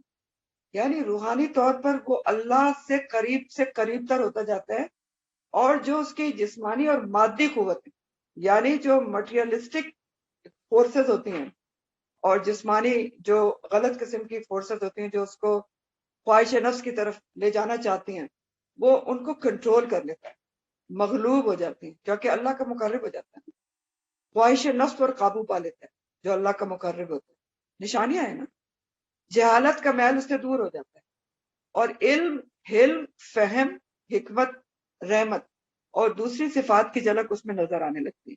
یہ امام راغب کا قول ہے یہاں تک، ٹھیک ہے۔ تو جو اللہ کا مقرب ہو جاتا ہے اس کے ساتھ کیا ہوتا ہے؟ روحانی طور پر قریب ہوتا ہے، اس کا دل اللہ کی طرف کھنچنا شروع ہو جاتا ہے، اور جب دل اللہ کی طرف کھنچنا شروع ہو جاتا ہے پھر کیا ہوتا ہے؟ ایسے انسان کے اندر پھر جو نافع علم ہوتا ہے نا، قرآن کا علم، اس کو حاصل کرنے کی تڑپ پیدا ہوتی ہے، کیونکہ ظاہر ہے جو اللہ کی طرف جب دل کھنچتا ہے تو کہتا ہے کہ میں پڑھ کے دیکھوں کہ اللہ تعالیٰ نے مجھے کیا پیغام بھیجا ہے، اللہ تعالیٰ مجھ سے کیا کہنا چاہتا ہے۔ تو پھر وہ علم حاصل کرتا ہے اور پھر اس کو عمل میں لاتا ہے، اور عمل کی جب وہ عمل میں لاتا ہے قرآن کو، تو اس کی وجہ سے اس کی شخصیت میں ایک عاجزی، رحمت، شفقت، تحمل اور صبر پیدا ہوتا ہے، اور پھر یہ ساری جو صفات ہیں ظاہری طور پر سامنے اس کی شخصیت میں ہر کسی کو نظر آنے لگتی ہیں۔ سمجھ رہے ہیں بات کو؟ یہ ہماری ہی سمجھنے کی تو بات ہے۔ تو جو اللہ کا مقرب ہوتا ہے نا، من المقربین ہوتا ہے، وہ کبھی جھگڑالو، بد مزاج، اکھڑ، بد اخلاق، بد زبان ہو ہی نہیں سکتا۔ اور مقرب کبھی بھی کوئی بھی ہو سکتا ہے، کوئی بھی انسان اللہ سے قریب ہو سکتا ہے، مقرب بن سکتا ہے نا۔ کون سا ایکشن ہے جب انسان جس میں اللہ سے سب سے زیادہ قریب ہوتا ہے؟ سجدے کی حالت میں، ٹھیک ہے۔ تو جو سب سے زیادہ سجدہ کر لے بہت زیادہ سجدے کرے، نوافل بھی پڑھے، تہجد پڑھے، تو مقرب ہو سکتا ہے۔ دوسری چیز کیا ہے نیکی میں جلدی کرنے والے جو ہیں وہ مقرب ہوتے ہیں. یہ کیسے پتہ چلتا ہے؟ سورہ واقعہ سے پتہ چلتا ہے. سورہ واقعہ میں اللہ تعالیٰ فرماتے ہیں سابقون سابقون اولئک المقربون. سابقون سابقون جو سبقت کرنے والے ہیں وہی مقربون ہیں، اللہ کے مقرب ہوتے ہیں. تو کس چیز میں سبقت کرنے والے؟ نیکیوں میں جلدی کرنے والے وہی مقرب ہو جاتے ہیں. اور مقربون سورہ واقعہ کے مطابق ایک تھرڈ کیٹیگری ہے انسانوں کی جو روز قیامت ہوگی، ایلیٹ کلاس ہے، اولئک المقربون. اور وہ کون ہے؟ سابقون سابقون، جو نیکیوں میں جلدی کرتے ہیں وہ مقرب بن جاتے ہیں. اب آپ دیکھیں بعض دفعہ ہم صرف سستی میں نیکی سے پیچھے رہتے ہیں. سستی ہے یا مشغولیت ہے، دنیا میں اتنی مشغولیت ہے، چھوٹی چھوٹی نیکیاں ہمارے آس پاس سے گزر رہی ہوتی ہیں، نظر نہیں آتی، کر نہیں پاتے. لیکن مقرب تو وہی ہے، سابقون سابقون اولئک المقربون. یہ بات ہے. تو بات یہ ہے کہ ایک انسان جب اللہ کا مقرب ہو جاتا ہے اور مقرب ہونے کی نشانیاں صفات اس کے اندر پیدا ہو جاتی ہیں جو میں نے آپ کو بتائیں، عاجزی، انکساری، شفقت، تحمل، صبر، خوش اخلاقی. تو یہ ساری چیزیں باہر اس کی شخصیت پر وجیہن والی صفت بن کے نظر آنے لگتی ہیں. اب سمجھ گئے؟ یہ بہت ہی مشکل بات ہے، مشکل تو نہیں. تو یہ ساری چیزیں جب اس کی شخصیت میں پیدا ہو جاتی ہیں تو باہر اس کی شکل پر یہ وجیہن والی صفت بن کے نظر آنے لگتی ہے. اور یاد رکھیں جو دین کا کام کرنے والے لوگ ہوتے ہیں نا، ان کے اندر مقربین والی صفات اپنے اندر پیدا کرنا لازمی ہے، کوشش کرنا چاہیے. اور جو پیدا کر لیتا ہے یہ خصوصیات اپنے اندر یا کوشش کر رہا ہوتا ہے تو باہر سے پھر مقربین بننے کا انعام وجیہن کی صفت ہوتی ہے جو اس کی شخصیت پہ باہر نظر آ جاتی ہے. تو اگلی صفت اور آخری آج کی جو بات ہے آیت ہے وہ فرشتے بتاتے ہیں عیسیٰ علیہ السلام کے بارے میں، مریم علیہ السلام کو، کہ وہ یکلم، وہ کلام کرے گا عیسیٰ علیہ السلام الناسا، لوگوں سے، کب؟ فی المہدی، پنگوڑے میں، وکالن، اور ادھیڑ عمر میں، ومن الصالحین، اور صالح لوگوں میں سے ہوگا. مہد کہتے ہیں گود کو، بچھونے کو، اور پنگوڑے کو. تو لوگوں سے وہ کلام کرے گا، عیسیٰ علیہ السلام کے لیے کہا جا رہا ہے کہ پنگوڑے میں کلام کرے گا. تو یہاں کون سا کلام مراد ہے؟ جو انہوں نے صرف کچھ دن کے تھے اپنی ماں کی گود میں اور وہ ان کو لے کر اپنی قوم کی طرف آئی تھی تو بنی اسرائیل نے ان پر تہمت لگا دی. تو اللہ کے حکم سے وہ ماں کی گود میں بول اٹھے تھے. سورہ مریم کی آیات ہیں، آیت نمبر 31 32. کچھ دن کا بچہ بولا تھا قال انی عبد اللہ آتانی الکتاب وجعلنی نبیا. اور کلیئر یہ انہوں نے بات چیت کی تھی، وہ بچوں کی طرح نہیں کی تھی. بولا تھا کہ میں اللہ کا بندہ ہوں، قال انی عبد اللہ، اس نے مجھے کتاب عطا فرمائی اور پیغمبر بنایا. تو ان کی یہی صفت یہاں بتائی گئی کہ وہ یکلم الناس فی المہد. اور بخاری کی حدیث کے مفہوم میں آتا ہے کہ 3 بچوں نے مہد میں کلام کیا ہے. ایک حضرت عیسیٰ تھے اور ایک راہب تھا جریج نام کا، اس کے اوپر بھی الزام لگا تھا زنا کا. تو جس بچے کے لیے الزام لگا تھا اس بچے نے خود بول کر بتا دیا تھا کہ یہ راہب میرا باپ نہیں ہے بلکہ میرا باپ فلاں چرواہا ہے. اور ایک اور بنی اسرائیل کا ہی بچہ تھا جو بچپن میں بولا تھا. تو یہ تو مہد میں بولنا ہے. کہلن ادھیڑ عمر کو کہا جاتا ہے کہ وہ اللہ تعالیٰ فرما رہے ہیں کہ وہ ادھیڑ عمر میں بھی خطاب کریں گے. اور کوہلن جو عمر ہوتی ہے وہ 34 سے 55 ایئرز کے درمیان کی عمر ہوتی ہے، 34 سے 55. تو اس میں کیا خاص بات ہے؟ سوچنے کی بات ہے. ادھیڑ عمر میں سبھی بول رہے ہوتے ہیں، نہیں بولتے کیا؟ بلکہ زیادہ ہی بول رہے ہوتے ہیں. تو خاص بات کیا ہے؟ اللہ تعالیٰ کس بات کی طرف اشارہ کر رہے ہیں کہ وہ کہلن، وہ بات کریں گے ادھیڑ عمر میں. اشارہ اس بات میں ہے کہ عیسیٰ علیہ السلام کو جس وقت آسمان کی طرف اٹھایا گیا جسم اور روح سمیت تو ان کی عمر 33 ایئرز تھی، یعنی کہولت کی عمر سے پہلے اللہ تعالیٰ نے ان کو اٹھا لیا. تو جب وہ دوبارہ آئیں گے تو ان کی عمر کہولت کی عمر میں آئیں گے، ٹھیک ہے، 34 کے ہوں گے، 55 کے بھی ہوں گے.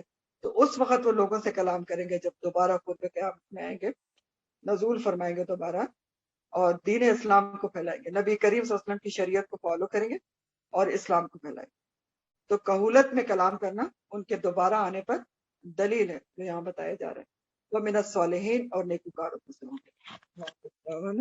الحمد للہ رب العالمین. سبحانك اللهم وبحمدك نشهد ان لا اله الا انت نستغفرك ونتوب اليك. سبحان ربك رب العزة عما يصفون وسلام على المرسلين والحمد لله رب العالمين.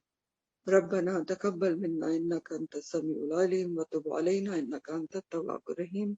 آمين يا رب العالمين. السلام علیکم ورحمۃ اللہ وبرکاتہ.